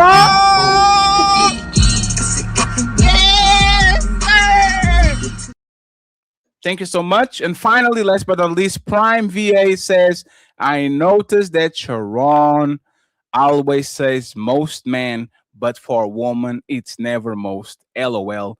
Dude is a clown. Also, this dude that said that he ain't straight, so it is what it is. Oh, shoot! You see what I'm talking about? This is what I'm talking about. Jesus Christ! Ooh, you're a victim. There we go, CSI. Click the cha-ching, please. I would appreciate that. Shout out to my boy Jabba, the Rainbow Boogie Man, with $100 in support for the Untouchable and the Wildest Wake Up Show. Thank you so much. The sponsor of the show, we have the Genius CEO with the Untouchable emoji. Thank you so much, CEO. I appreciate you. Man, this man does. Oh, I hit the cha-ching. My bad. Cha-ching. Hey, man, I'm the real life. Cha-ching. Cha-ching. My boy Bep Works with $2 saying Untouchables. I appreciate you, Bep Works. Cha-ching. We have my boy Tariq in the building with the $10 and the flexing emoji. Thank you so much, Tariq. I appreciate you. Cha-ching. We have BMA saying 30% gone getting rose. 30% ain't going to getting rose. Thank you very much, BMA, for the $5. 30% ain't gonna get it. Cha-ching.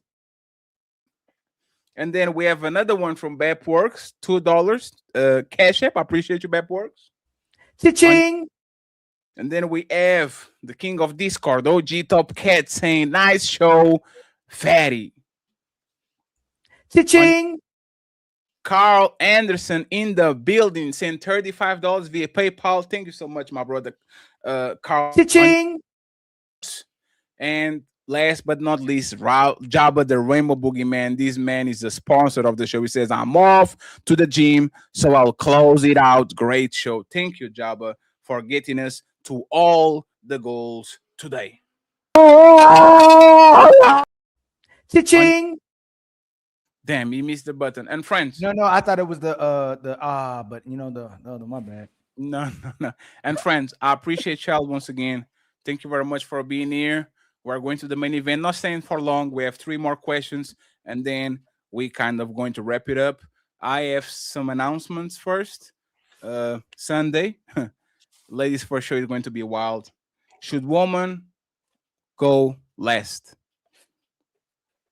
Should woman go last? We see a lot of these men that are running the bag and getting all the goals, putting their woman on the back bumper. Should woman be first? Should woman be last? Okay, we're going to have a lot of fun on Sunday. Of course, the ladies are going to be here, ladies first. So we're going to have fun. And on Monday is the 3rd anniversary of the Team Fatty Show. 3 years we are in. A lot of things that we accomplish, but we're finally going to go full-time pro. So on Monday, come in at 5 p.m. and celebrate with me. 3rd birthday of the Team Fatty Show. Okay, do you want to announce something before we go back to the show? Just thank you for everybody that's contributing, donating, and supporting the show, and thank you for the panels as well too, man. Fire. I already knew Rain was gonna be fire. I already knew SH was gonna be fire. They didn't even start talking yet. I knew she was gonna be fire as well too, and Maya too. And some guy named Sharon Bracy, a little mid, little sparks here and there. Yeah, all right too. But yeah, hey, definitely one of my favorite shows I've done, man. Well, you're welcome. I gotta get up out of here. I really appreciate the invite. I enjoyed the conversation. I think we got some. It was good. I appreciate it. And all the people that I just met for the first time. Hopefully, I see y'all somewhere else. See you on my channel. I will come to your channels. Let's all build and have conversations and keep this thing going. And thank you very much for being here. And speaking about building, learn how to do a redirect. So when you close the show, the people watching your show come to watch the rest of the show. Since we build it, right? Since we build it, this needs to be done not today, but in the future. Since you said, I hope y'all come over here, I would love for Sharon to say, hey guys, if you want to see the rest of the show, go to Ali channel and go support the same way we're doing to you right now. So, sir, we appreciate you, but honoring a good tradition, let me kick you out. My way. Are you ready? Damn. Are you ready, Sharon? You ready or not? Just make sure. Here I come. You can't hide.